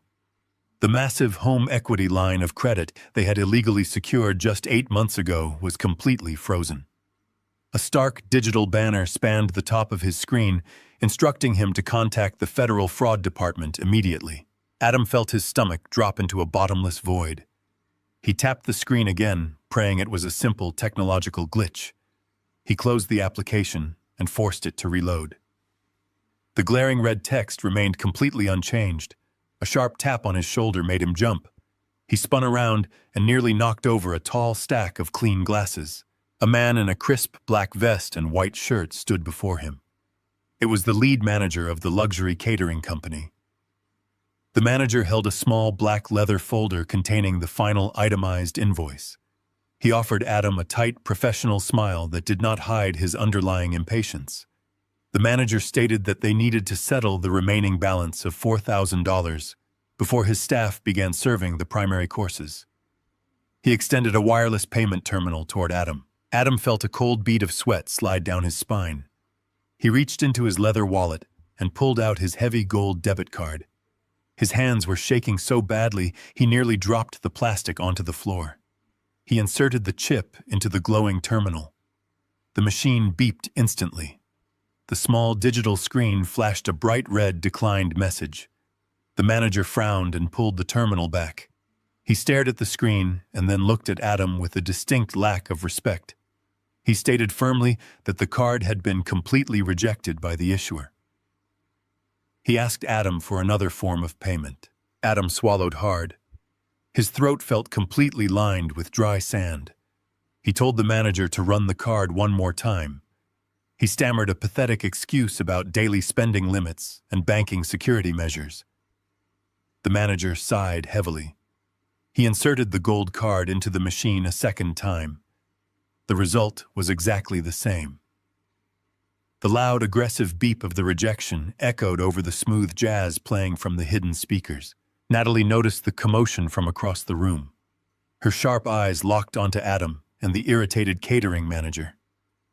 She excused herself from her wealthy parents and glided across the hardwood floor. She grabbed Adam by his elbow and dug her sharp acrylic nails into his suit jacket. She hissed under her breath, demanding to know why he was making a scene in front of her important guests. Adam could not find the words. He simply stared at the floor with wide, terrified eyes. The catering manager turned his attention to Natalie. He politely explained that the final payment of $4,000 had been declined twice. He stated that his staff would immediately pack up the remaining food and leave the premises if a valid payment was not provided in the next 2 minutes. Natalie scoffed loudly. She rolled her eyes and pulled her own matching gold card from her small designer clutch. She shoved the plastic into the terminal with arrogant force. She told the manager to process the charge and stop harassing her husband over a simple bank error. The terminal beeped loudly. The red text flashed across the small screen. Declined. Natalie froze. The smug, arrogant expression completely vanished from her perfectly contoured face. She snatched the terminal from the manager and stared at the digital rejection. She pressed the buttons frantically, trying to manually override the system. The machine simply emitted a long, continuous beep of total failure. The manager gently took the terminal back from her shaking hands. He closed his black leather folder. He announced loudly that his team was terminating their services immediately. Guests standing near the bar stopped talking. They turned to watch the catering staff suddenly begin pulling half-empty trays of expensive appetizers from the tables. They watched the bartenders corking the open bottles of vintage wine and packing them into heavy plastic crates. The festive atmosphere evaporated instantly. George and Linda pushed their way through the confused crowd. Linda demanded to know why the food was being removed. Natalie could only stare at her gold debit card in absolute mute horror. Adam stumbled backward against the wooden bar. He pulled his phone out again and dialed the customer service number on the back of his card. He pressed the phone tightly against his ear. The automated voice did not offer him the standard greeting. It bypassed the main menu completely. The cold, robotic voice stated that his account was permanently locked due to a severe federal fraud investigation. It instructed him to seek immediate legal counsel. The blood drained completely from his face. He looked at Natalie. She was aggressively arguing with the catering manager, who was actively directing his staff toward the front door. Adam realized with terrifying clarity that the $200,000 they had stolen was completely gone. He realized the $15,000 they had drained from my daily account was completely inaccessible. They had absolutely no money to pay the caterers. They had no money to pay the expensive florists currently dismantling the centerpieces. They had absolutely nothing. He looked at his watch. It was nearing 2:00 in the afternoon. The afternoon sun was casting long, dark shadows across the pristine lawn. He did not know that the absolute worst was yet to come. He did not know that his financial ruin was merely the opening act. He stood paralyzed in the center of his collapsing world, while the guests began murmuring and drifting toward the front door. The illusion of their massive wealth was shattering into a million jagged pieces right in front of their deeply arrogant audience. Adam closed his eyes and felt the crushing weight of his monumental betrayal finally bearing down on his chest. The heavy oak front door swung inward with a violent crash. The thick wood slammed against the interior wall, and the deafening noise echoed across the sprawling living room. The soft jazz music playing from the hidden surround sound speakers suddenly cut off. A heavy, dead silence fell over the remaining party guests. I stepped across the threshold and into the bright light of the entryway. I was no longer wearing the soaked cotton sweater and wet leather shoes from the terrible night before. I wore a perfectly tailored charcoal suit. I had purchased this exact suit in London 20 years ago. I used to wear it when I presented my final architectural blueprints to ruthless corporate boards. It still fit my frame perfectly. It was the armor of a man who built empires, and I was ready for war. I did not walk into the house alone. Mr. Campbell walked directly to my right. He clutched a thick black leather briefcase in his hand. He radiated the cold, mechanical energy of a corporate executioner. Dominic Vance flanked my left side. The massive real estate developer wore a dark, heavy coat and thick work boots. He deliberately tracked mud and dry dirt straight onto Natalie's pristine imported rugs. Behind us walked 4 very large men wearing matching black tactical jackets. They were private security contractors. They held metal clipboards and carried a distinctly menacing silence. They spread out immediately across the foyer, blocking the main exit and completely securing the perimeter of the room. Natalie was standing near the expensive marble kitchen island. Her face was already pale and drawn from her declining credit cards. When she saw me, her shock rapidly morphed into vicious and desperate anger. She completely ignored the large security men standing behind me. She marched aggressively across the hardwood floor with her high heels clicking sharply against the wood. "What are you doing here?" she demanded. Her voice was shrill and completely devoid of her usual forced elegance. "I told you to leave this property. You are trespassing. Get out of my house right now before I call the police and have you dragged away." Adam was still standing paralyzed by the portable mahogany bar. The empty crystal tumbler slipped from his sweating fingers and shattered loudly against the floor. He stared directly at Mr. Campbell. Adam worked in corporate finance. He recognized the brutal posture of a high-level litigator.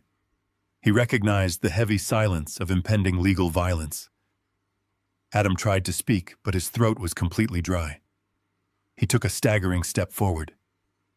"Dad," he finally whispered. "What is going on here?" I did not answer my son. I simply looked at Mr. Campbell. The attorney stepped forward and placed his heavy briefcase on the nearest dining table. He opened the brass locks with a sharp click. He did not raise his voice. He spoke with the cold precision of a surgeon holding a very sharp scalpel. He looked directly at Adam and Natalie. "Mr. and Mrs. Sullivan," he began. "I am the primary legal counsel for the Sullivan estate. I am here to formally notify you that your occupancy of this property is terminated effective immediately. You have precisely 20 minutes to gather your personal clothing and vacate the premises." George and Linda pushed their way through the crowd of deeply confused guests. George puffed out his chest, trying to assert his usual arrogant dominance. "See here," George barked, pointing a thick finger at my attorney. "You cannot just march into my daughter's home and threaten her with goons. We have established tenant rights. We will sue you for every single penny you have." I looked at George. I felt absolute disgust for this foolish man who had casually moved his heavy steamer trunks into my dead wife's bedroom. I did not raise my voice. I looked George dead in the eyes. "You have no rights here, George," I told him. "You are standing inside a property entirely owned by a revocable living trust. I am the sole legal trustee.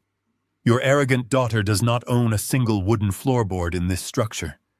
She merely occupied it under my silent permission. And that permission was permanently revoked the very moment she and my son committed massive federal bank fraud." The word fraud ripped through the crowded room like a physical shockwave. The wealthy guests who had just been happily drinking Natalie's stolen champagne began murmuring and stepping backward in total horror. Natalie turned a deep and unnatural shade of crimson. "You are crazy," she screamed, pointing a shaking manicured finger at my face. "You are a delusional old man. We did not commit any fraud. We took out a standard home equity loan. We are the legal homeowners." Mr. Campbell pulled a crisp white document from his briefcase. He held it up high for the entire room to clearly see. "You forged a signature on a commercial lending contract, Mrs. Sullivan. You falsely claimed ownership of a property legally secured by a blind trust. The National Bank has already frozen your joint accounts. The federal authorities have already received our sworn legal affidavits. You do not own a home.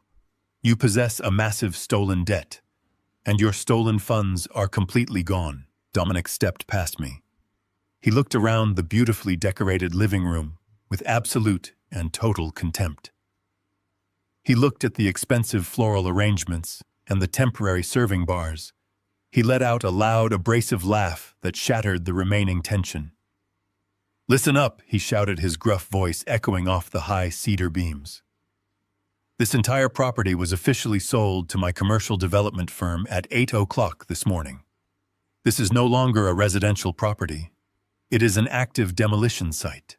The remaining caterers who had been waiting near the kitchen immediately grabbed their metal serving trays and rushed out the back doors. The wealthy guests looked at Natalie and Adam with sheer, unadulterated terror. They realized they were standing inside an active crime scene. They realized their glamorous hosts were not successful young socialites. They were desperate and pathetic thieves about to be arrested by federal agents. The guests did not offer a single word of sympathy or support. They aggressively grabbed their expensive coats and hurried toward the front door, desperately trying to avoid making eye contact with the private security contractors. Natalie watched her entire carefully curated social circle flee in absolute disgust. Her beautifully constructed empire was rapidly dissolving into useless dust right in front of her eyes. She turned to Adam. "Do something," she shrieked, grabbing his expensive suit lapels and shaking him violently. "Fix this, Adam. Tell them they are lying. Tell them this is our house. Do not just stand there." Adam did not fight back. He looked completely hollowed out and utterly defeated. The alcohol and the raw terror had drained his remaining physical strength. He looked at me with wide, pleading eyes. "Dad." He choked out, his voice cracking with genuine panic. "Please. We made a terrible mistake. We were under so much pressure to keep up appearances for her parents. We will pay the money back. I swear, we will pay every single dollar back. Just tell the lawyers to stop the investigation. Do not send us to a federal prison." I walked slowly toward my son. I looked at the expensive tailored suit he wore. I looked at the imported luxury watch on his wrist that I had proudly purchased for his college graduation. I clearly remembered teaching him how to ride his bicycle in the concrete driveway outside. I remembered Mary carefully bandaging his scraped knees in the very kitchen where Natalie was currently weeping. I felt absolutely no sorrow. I felt only the clean, cold edge of absolute justice. I did not raise my voice. I spoke so quietly that Adam had to lean forward to hear my final verdict. "You did not make a simple mistake, Adam," I told him. "A mistake is an unintentional accident. You made a deliberate and highly calculated choice. You willfully chose to steal my money. You willingly chose to forge my legal name. You chose to throw your own father out into a freezing autumn storm so you could impress a room full of arrogant strangers. You chose this exact destination. Now you have finally arrived." I turned my back on him. I looked at the head security contractor standing by the door. "Clear the property," I ordered firmly. "If they try to take anything other than their personal clothing, stop them immediately. Every piece of furniture and every single appliance belongs to the trust." The large men in black jackets moved forward with terrifying mechanical efficiency. They began physically ushering a screaming George and a sobbing Linda toward the front door. Linda began wailing loudly about her expensive luggage remaining upstairs. The guards completely ignored her and pushed them onto the porch. Dominic pulled a thick roll of construction blueprints from his deep coat pocket. He unrolled them directly onto Natalie's pristine marble kitchen island, right over a spilled puddle of expensive champagne. He pulled a thick red marker from his pocket and began aggressively crossing out massive sections of the original floor plan. "We start tearing down the rear patio in exactly 30 minutes, he announced loudly. "Anyone still standing inside the perimeter when my tractors start moving will be arrested for commercial trespassing." I walked out the open front doors and stepped back into the crisp morning air. The freezing rain had finally stopped. The heavy gray clouds were slowly breaking apart to reveal bright patches of clear blue sky. I stood on the wet concrete driveway and watched the massive yellow diesel tractors rolling slowly down the quiet suburban street. The heavy steel treads rumbled against the asphalt, shaking the ground directly beneath my feet. The demolition was officially underway. The heavy brass handles of the double front doors slammed backward against the newly painted walls. The loud crash echoed through the sprawling living room and immediately silenced the remaining party guests. I stepped through the entryway and stood on the imported rugs. I wore the dark charcoal suit I had purchased in London 20 years ago. It was the exact suit I used to wear when I presented my final architectural designs to ruthless corporate boards. It still fit my frame perfectly. It was the armor of a man who built empires, and I was ready for a total reckoning. Mr. Campbell stood directly to my right, holding his thick leather briefcase. Dominic Vance stood to my left, tracking dry dirt from his heavy work boots directly onto the pristine hardwood floors. 4 massive private security contractors flanked us, completely blocking the exit. Natalie stood by the marble kitchen island. Her face was already pale from the humiliating scene with the catering manager, but her shock instantly turned into a violent and desperate rage. She did not care about the large men standing behind me. She stormed across the hardwood floor, with her high heels clicking aggressively against the wood. She pointed a sharp, manicured finger directly at my chest. She demanded to know what I was doing inside her house. She screamed that I was trespassing and ordered me to leave before she called the police. She looked back at her wealthy friends, expecting them to rally behind her and defend her flawless social territory. I did not raise my voice. I did not offer her a single word of explanation. I remembered the very first time she walked into this house 5 years ago. I remembered how she had wrinkled her nose in disgust at the smell of the old wood shavings on my drafting table. She had always despised my presence in my own home. She had always viewed my lifelong hard work as a pathetic inconvenience that stood in the way of her grand suburban ambitions. She had spent the last 2 years actively trying to erase my entire history from these rooms. I looked at her pristine white silk dress and felt absolutely nothing but a cold, clinical detachment. I was an architect observing a condemned building right before the wrecking ball swings. Natalie continued to scream.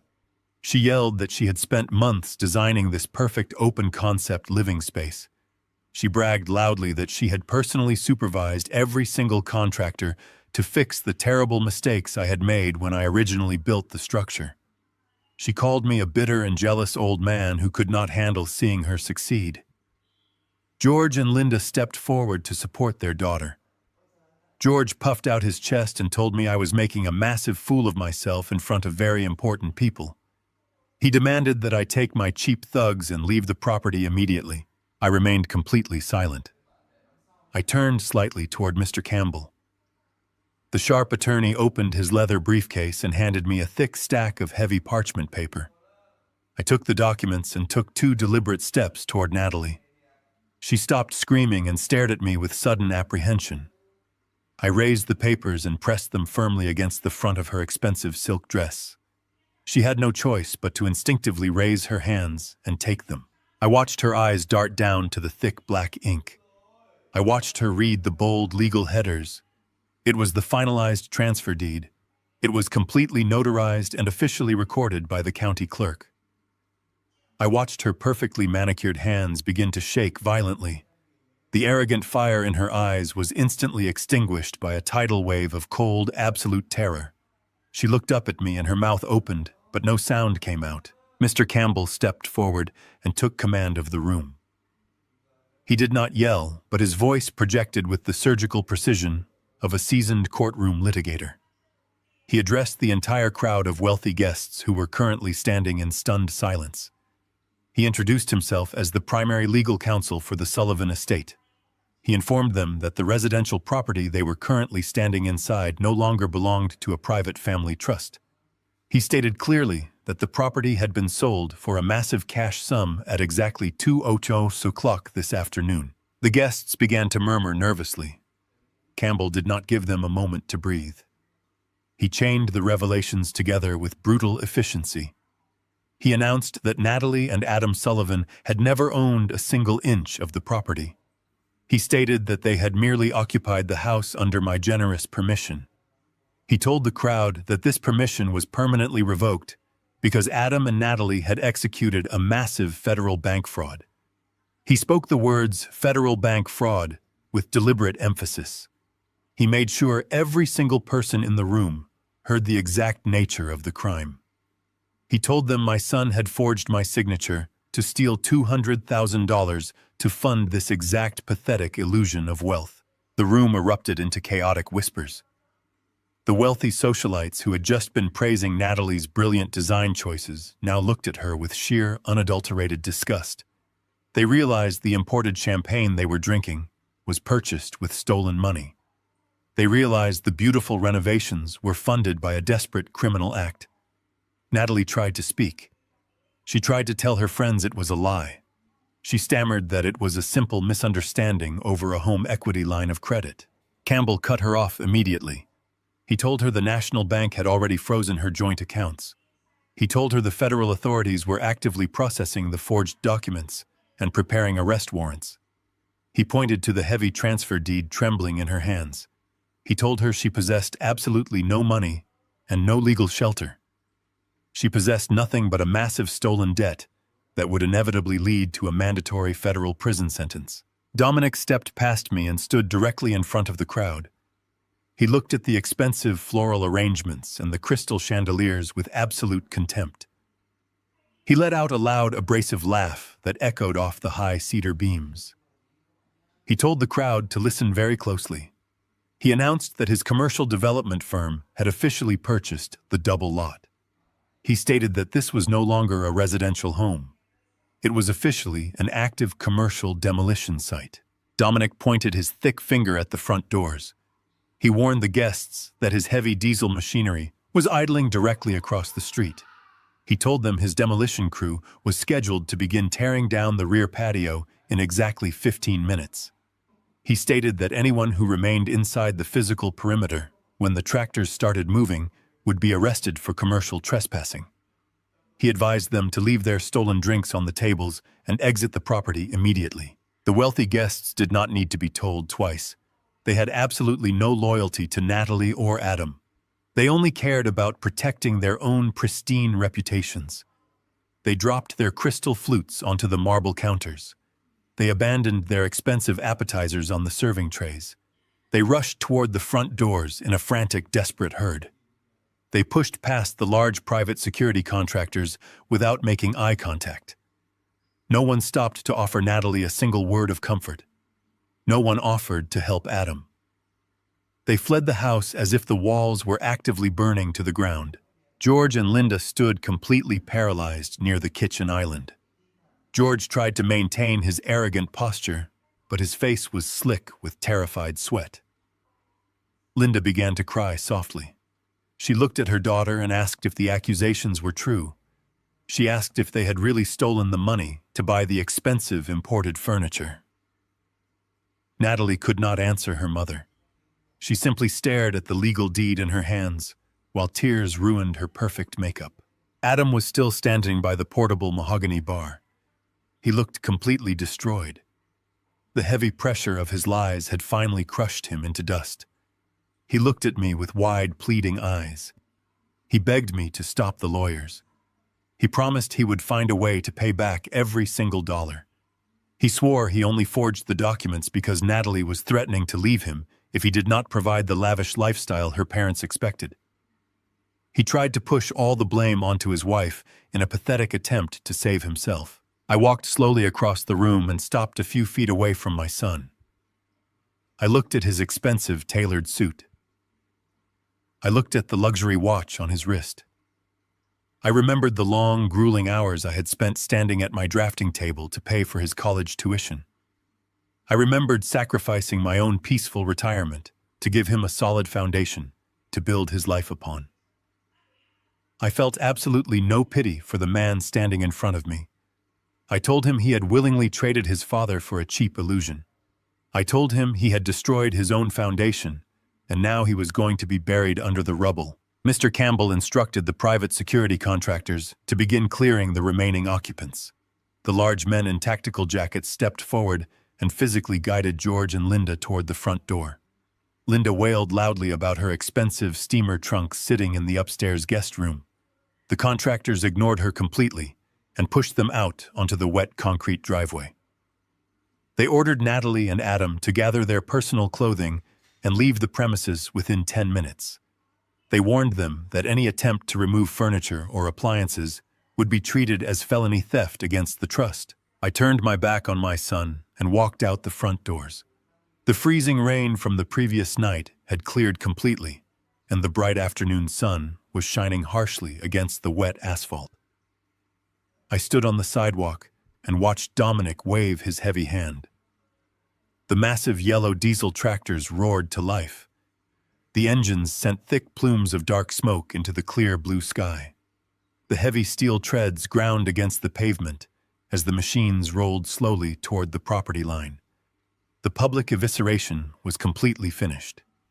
The total physical erasure of their arrogant empire was about to begin. The heavy parchment of the transfer deed rested in Natalie's trembling hands. The room was perfectly silent for several long seconds. Then she laughed.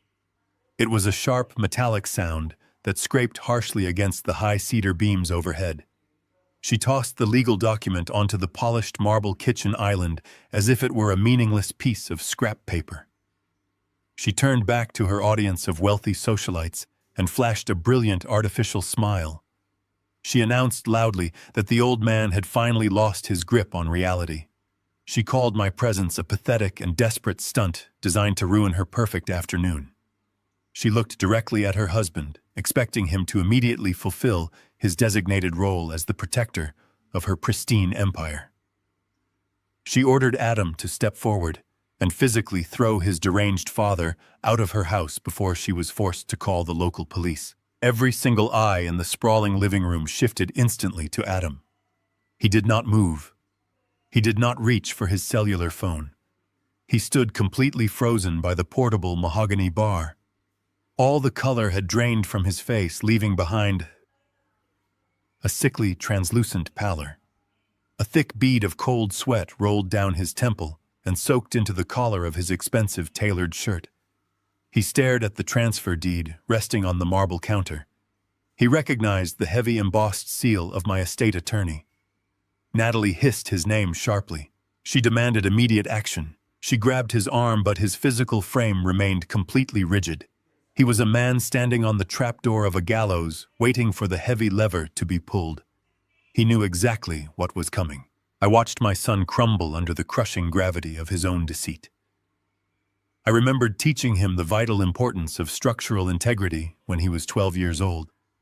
I had shown him how a single fractured support beam could eventually bring down an entire commercial complex. I had tried my absolute best to build a man of solid character, but he had willfully chosen a life constructed entirely of cheap, hollow plaster. Now the plaster was cracking wide open for the entire world to see. I stepped forward into the center of the room. I did not raise my voice. I did not need to shout to command the space. I spoke directly to the arrogant woman standing in my kitchen. I told Natalie that the deed was not a joke, and I was not leaving. I told her the house was legally sold for cash, and the transaction was permanently closed. Then I delivered the second fatal blow. I told her the sale of the physical property was merely a necessary logistical step to address a far more sinister problem. I looked slowly around at the crowd of perfectly dressed guests. I made sure my voice carried to the very back of the spacious room. I announced that the lavish catered food they were currently eating and the imported vintage champagne they were drinking had been purchased entirely with stolen funds. A collective gasp echoed through the room. Crystal flutes were slowly lowered to the tables. George and Linda stepped away from the kitchen island as if the imported marble had suddenly caught fire. Natalie demanded to know what I was talking about. Her voice was trembling. The artificial confidence was rapidly draining from her posture. I looked back at Adam. I told the entire room that 8 months ago a massive home equity line of credit was fraudulently opened against this very property. $200,000 of pure stolen capital. I explained that the legal documents required the signature of the primary trustee. I told them my signature had been brutally and clumsily forged by the man currently hiding beside the bar. Natalie stared at me in total disbelief. She turned to Adam, expecting him to vehemently deny the horrible accusation. She waited for him to scream that I was a liar. Adam simply closed his eyes and looked down at the hardwood floor. His total silence was a deafening confession. Mr. Campbell stepped forward from the entryway. He opened his heavy leather briefcase and withdrew a digital tablet. He tapped the screen and held it up for the room to see. He introduced himself as my primary legal counsel. He confirmed the massive financial theft with cold, surgical precision. He stated that the fraudulent funds had been wired directly into a joint checking account, registered exclusively to Adam and Natalie Sullivan. He announced that the massive cash reserves had been recklessly hemorrhaged on luxury vehicles, imported designer furniture, and this very lavish catering event. Campbell did not allow them a single second to process the devastation. He immediately chained the conflict to its ultimate catastrophic consequence. He looked directly at Adam and delivered the lethal sequence of events. He stated that the National Bank had been officially notified of the massive forgery at 8 o'clock this morning. He explained the brutal reality of commercial lending laws to the silent crowd. Because the physical property was fraudulently used as collateral, and because that exact collateral had just been legally sold to a commercial firm, the entire $200,000 debt was instantly called due in full. The bank demanded complete repayment immediately. There would be no grace period. There would be no convenient payment plans. Natalie shrieked that they did not have $200,000 in liquid cash. She inadvertently confessed to their total financial ruin in front of her wealthy peers. Her desperation overrode her intense desire to maintain appearances. Campbell nodded slowly. He told her that was precisely why the situation had escalated far beyond a simple civil dispute over a loan. He announced that the bank had immediately initiated a hard fraud freeze on all of their remaining assets. Every single checking account, savings account, and credit line bearing their names was permanently locked. He delivered the final crushing blow without a shred of mercy. He stated that the Bank Security Division had officially referred the active case to the federal authorities. The Federal Bureau of Investigation was currently processing the wire fraud and the severe identity theft. I watched George and Linda pull away from their daughter. The social elite do not tolerate financial criminals. The taint of federal fraud is a highly contagious disease in their pristine circles. The wealthy guests began to slowly edge toward the front doors. They placed their expensive crystal glasses down on any available surface. They wanted absolutely nothing to do with the sinking ship. They wanted to erase their physical presence from the crime scene before the federal agents arrived. The social death of Natalie Sullivan was happening in real time, and it was absolute. Natalie turned on Adam. She grabbed his shoulders and began hitting his chest with her closed fists. She screamed at him. She demanded to know if it was true. She screamed that he had promised her the house was legally his. She screamed that he had sworn the massive influx of cash was a legitimate corporate bonus. She was publicly unraveling. Her perfect suburban empire was completely built on a toxic foundation of deceit and forgery, and she was violently crashing down into the reality of her own choices. Adam did not defend himself. He let his wife strike his chest. The heavy guilt had completely paralyzed his nervous system. He looked at me across the room. He was begging for a lifeline that no longer existed. He was hoping the biological bond of fatherhood would somehow override the cold machinery of justice.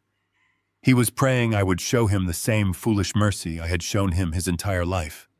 He genuinely believed that underneath my cold exterior, I would eventually relent and pay the massive debt to save him from a concrete cell.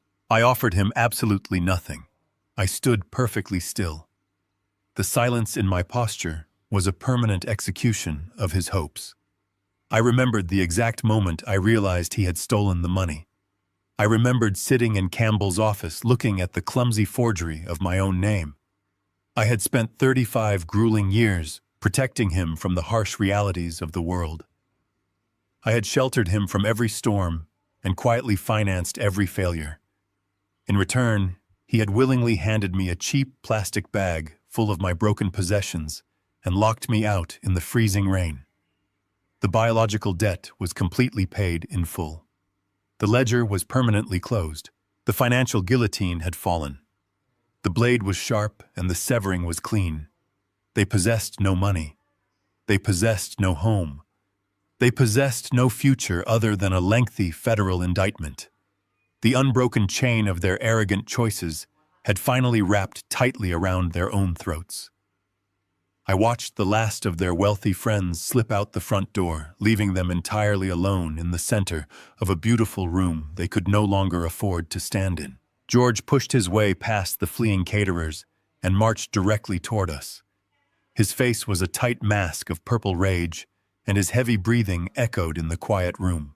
He pointed a thick, trembling finger at Mr. Campbell and demanded to know who he thought he was. George stated loudly that he had the best property lawyers in the entire city on retainer. He threatened to sue my estate and Dominic for millions of dollars in damages. He claimed we were committing a highly illegal eviction and violating basic human rights. Linda stood right behind her husband, nodding aggressively. She clutched her expensive pearl necklace and told us we were absolute monsters for ruining her daughter's beautiful day. Mr. Campbell did not even blink at the aggressive outburst. He slowly closed his leather briefcase and looked at George with an expression of pure clinical pity. He stated calmly that tenant rights only apply to legal renters. He explained that Adam and Natalie were never legal renters, and they held no valid lease agreement. They were simply guests living under a revocable permission that had been permanently terminated the exact second they committed federal bank fraud. Campbell told George that if he truly wanted to call his expensive lawyers, he should do it immediately. He warned George that his daughter was going to need a massive criminal defense team before the sun went down. Dominic grew completely tired of the pathetic arguing. He checked his heavy steel wristwatch and sighed loudly. He looked at George and told him his time to complain was officially up. Dominic raised his hand and gave a sharp, definitive nod to the 4 private security contractors standing near the entryway. The massive men stepped forward in perfect mechanical unison. They bypassed George completely and walked straight toward the expensive imported furniture Natalie had purchased with my stolen money. The lead contractor grabbed the edge of the massive white Italian leather sofa. He dragged it violently across the pristine hardwood floor without a single ounce of care. The heavy wooden legs gouged deep, ugly scratches into the polished wood. Natalie let out a piercing, horrified scream. She ran forward and grabbed the thick arm of the contractor, begging him to stop. She cried that the sofa was custom-made overseas and cost $30,000. The large man simply ignored her grip. He easily pulled the sofa out the open front doors and pushed it down the wet concrete steps. The pristine white leather landed heavily in the damp, muddy grass. Linda shrieked in terror and demanded that George do something to stop the madness. George stepped aggressively toward Dominic, but one of the security men instantly blocked his path. The contractor crossed his thick arms and stared George down with dead eyes. George stopped moving immediately. His arrogant posturing vanished the exact moment he faced actual physical consequences. He shrank back beside his weeping wife, completely powerless to protect the luxurious lifestyle they had all stolen. The other contractors began systematically dismantling the party. They grabbed the tall crystal floral vases and dumped the expensive imported orchids directly into the trash bins. They unplugged the portable mahogany bar and shoved it forcefully toward the exit.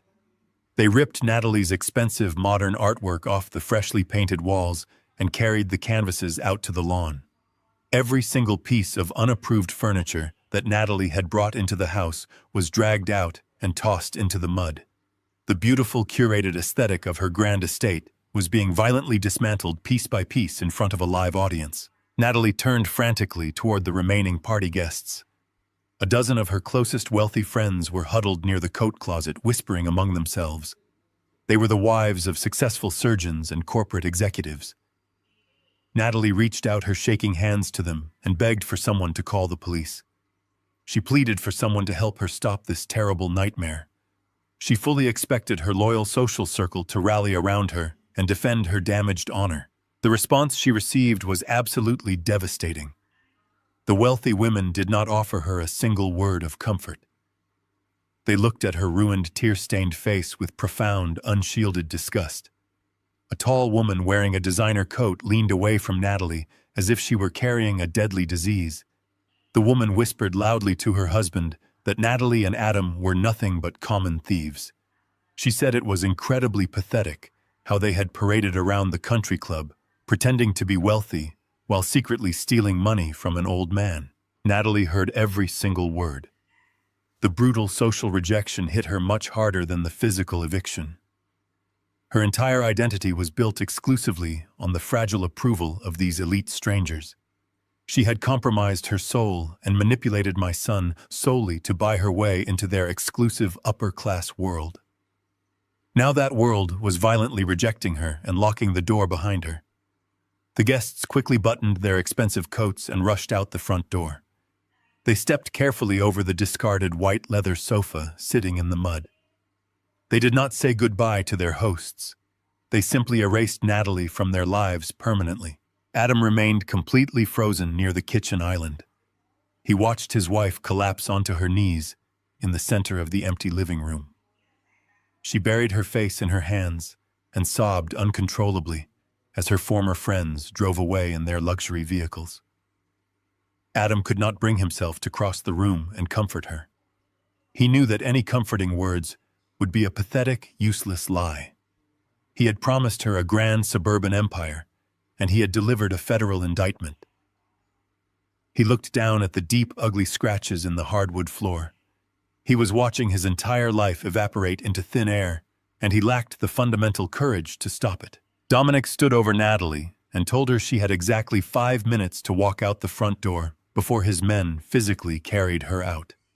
He told her his demolition crew was tired of waiting in the cold and they were ready to start swinging the heavy machinery. I stood quietly near the doorway and watched the absolute destruction of their arrogant illusions. I had given them every single opportunity to be decent human beings. I had offered them the shelter of my home and the warmth of my family. They chose to spit on my legacy and steal my security. Now, they would learn how freezing the real world truly is when you intentionally burn down the only roof over your head. The massive yellow tractors roared outside, vibrating the hardwood floor directly beneath our feet. Adam could no longer support his own physical body weight. His knees buckled completely. He fell heavily onto the floor in the exact center of the vast, empty living room. The sharp, hollow thud of his kneecaps hitting the wood echoed violently off the high cedar beams overhead. He slumped forward and pressed his sweating face into his trembling hands. His shoulders shook uncontrollably beneath the expensive fabric of his tailored suit.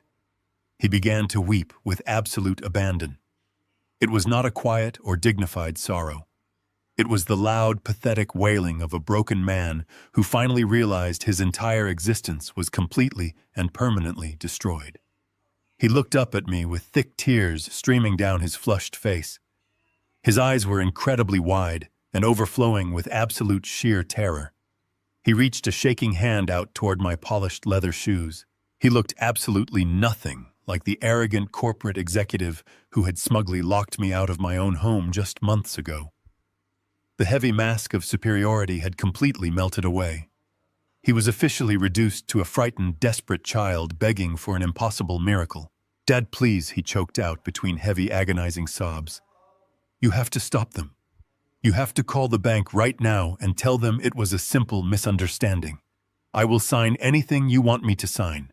I will work every single day for the rest of my natural life to pay back every single dollar we took. Just please do not let them send me to a federal prison." I stared down at his weeping form without moving a single inch. I asked him quietly why he did it. I asked him why he deliberately chose to forge my legal signature and steal $200,000 from his own father. Adam wiped his wet face with his expensive silk sleeve, smearing tears and sweat across the fabric. He pointed a shaking finger toward the open front door, where Natalie had just fled. He immediately blamed his wife for the entire criminal operation. He swore he never wanted to steal the money. He cried that Natalie had threatened to file for divorce and leave the state if he did not provide the lavish, upper-class lifestyle her wealthy parents expected. He claimed the relentless social pressure was completely suffocating him. He said she constantly demanded imported marble counters and luxury leased cars, and he was utterly terrified of losing her. He begged me to understand his pathetic position. He wanted me to believe he only committed massive federal fraud to save his broken marriage. He actually thought I would pity him. He genuinely believed his cowardly excuses would somehow unlock my deep paternal mercy. I looked down at the weeping man groveling on my floor and felt a profound and chilling emptiness in my chest. I told him to stop crying and look me directly in the eyes. Adam slowly raised his head. I did not raise my voice, but every single word I spoke cut through the quiet room like a heavy steel blade. I told him he knew absolutely nothing about real pressure or actual survival. I told him about a freezing, dark winter night exactly 44 years ago. I was just 16 years old when my father died and left me with a mountain of debt and absolutely nothing else. I became an orphan overnight. I did not have a wealthy family to fall back on when things got difficult. I did not have an expensive financial safety net to catch me. I survived entirely alone on the unforgiving city streets. I worked brutal manual labor shifts, hauling heavy bricks and mixing concrete just to afford a single hot meal a day. I spent my freezing nights sleeping in dangerous bus stations and studying torn architectural textbooks under the flickering yellow glow of streetlights. I bled physically for every single penny I ever earned. I dragged myself out of total crushing poverty through sheer relentless willpower, so my future children would never have to feel the biting, agonizing ache of actual starvation. I built an entire legacy from the ground up with my own two bare hands. I poured my blood and my sweat into the deep foundation of this very house to ensure my family would always have a permanent fortress against a harsh and cruel world. I pointed a stiff finger at his expensive leather shoes and his custom-tailored jacket. I told him he was handed a pristine, secure empire on a silver platter. He never once had to worry about finding shelter or buying food or surviving a freezing winter. He was provided with absolute generational security, and he willingly chose to burn that entire beautiful legacy to the ground. I told him he sold out my lifelong blood and sacrifice for absolute garbage. He traded a rock-solid foundation for cheap catered seafood and leased luxury vehicles he could never actually afford. He threw his own devoted father out into a freezing autumn storm simply to impress a room full of shallow, arrogant strangers who abandoned him the exact second his credit cards declined. He actively chose the pathetic, fragile illusion of wealth over the fundamental reality of honor and basic human respect. He allowed a cruel, arrogant woman to completely manipulate him into committing a severe federal felony. He was completely and utterly pathetic. I told him I felt absolutely no pity for his tears. I told him he was no longer my son. The boy I raised had vanished. The man kneeling before me was just a cowardly thief sitting in the dusty ruins of his own destroyed life. Adam wailed loudly and lunged forward to grab the cuff of my trousers. I easily pulled my leg back and stepped away from his desperate grasp. Mr. Campbell stepped forward and looked down at his digital watch. He announced loudly that time was officially up. The heavy diesel tractors outside immediately revved their massive engines in response. The low guttural grinding noise shook the glass in the large custom windows. Then another distinct sound pierced the crisp afternoon air. It was faint at first, but it rapidly grew much louder and much more intense. It was the high-pitched wail of heavy police sirens echoing violently down the quiet suburban streets. The deafening sound multiplied as multiple patrol cruisers aggressively approached the neighborhood.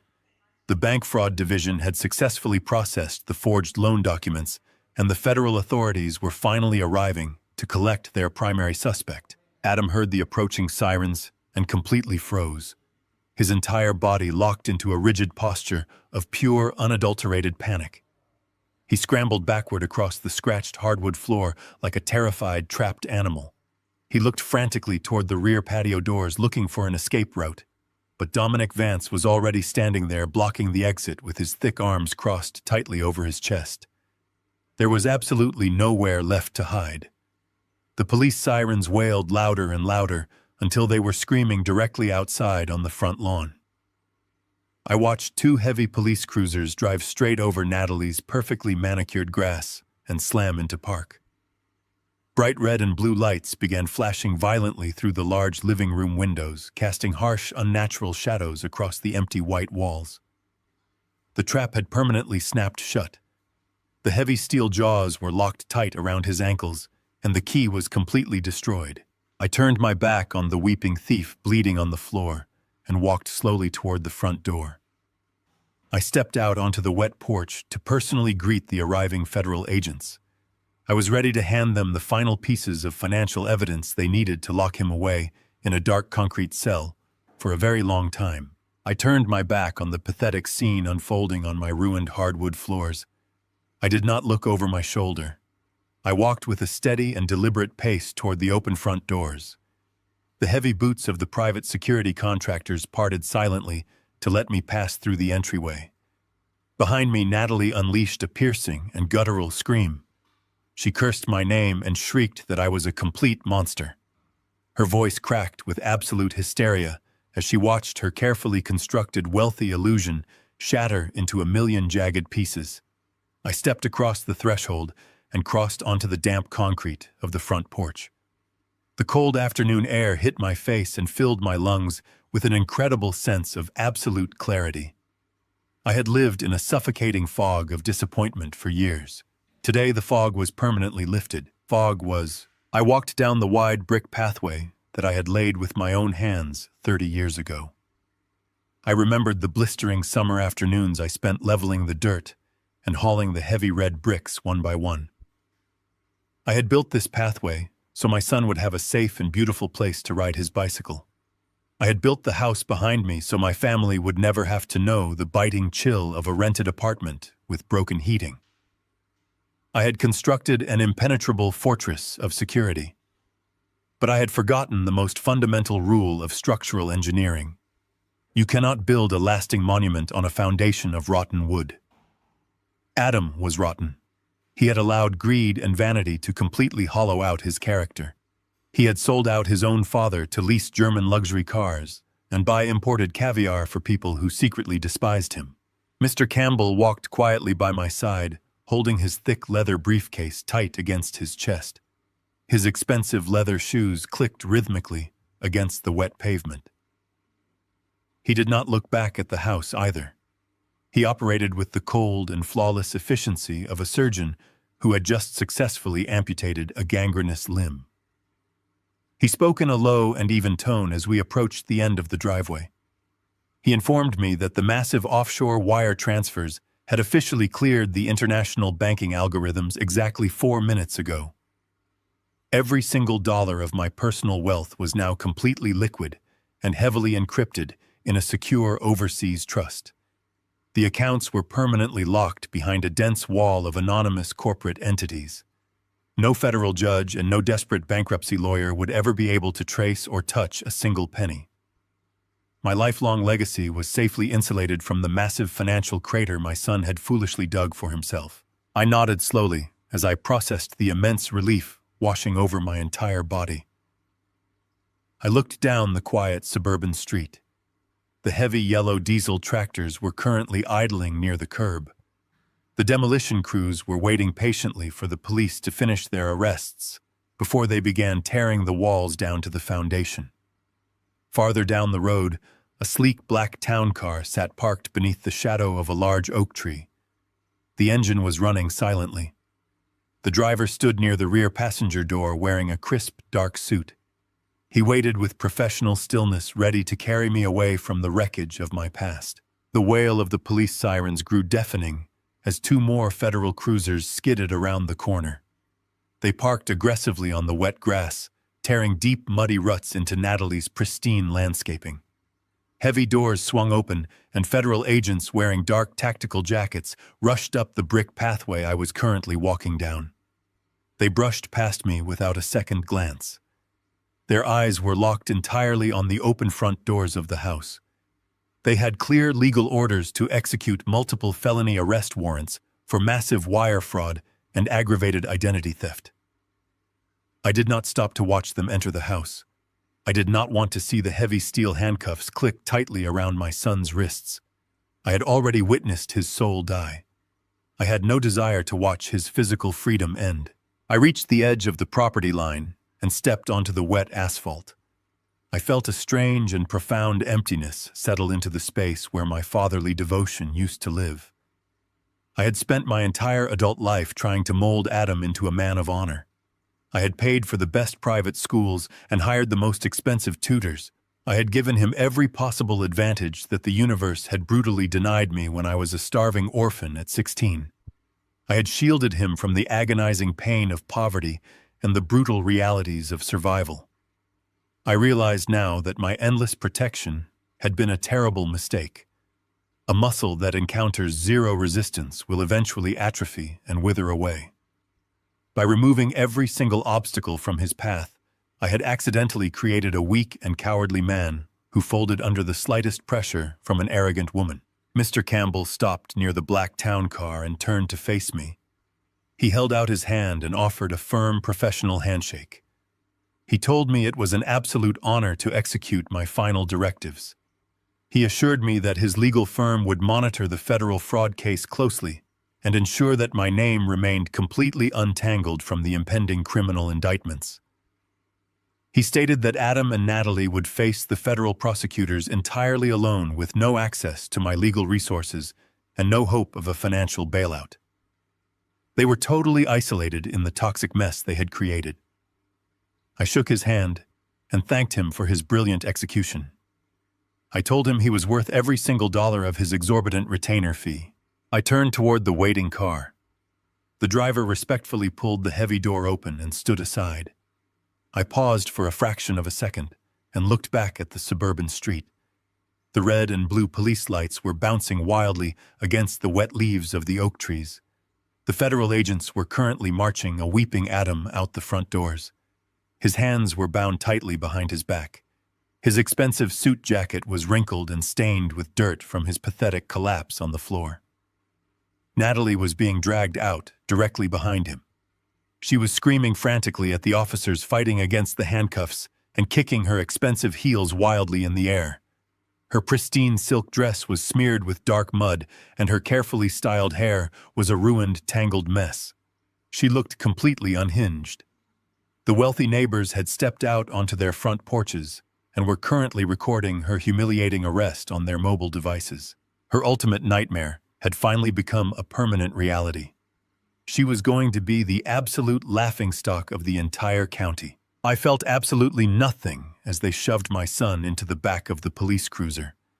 The biological tether connecting us had been permanently severed by his own treacherous hands. He was a complete stranger to me now. He was just another desperate criminal being hauled away to face the cold machinery of the justice system.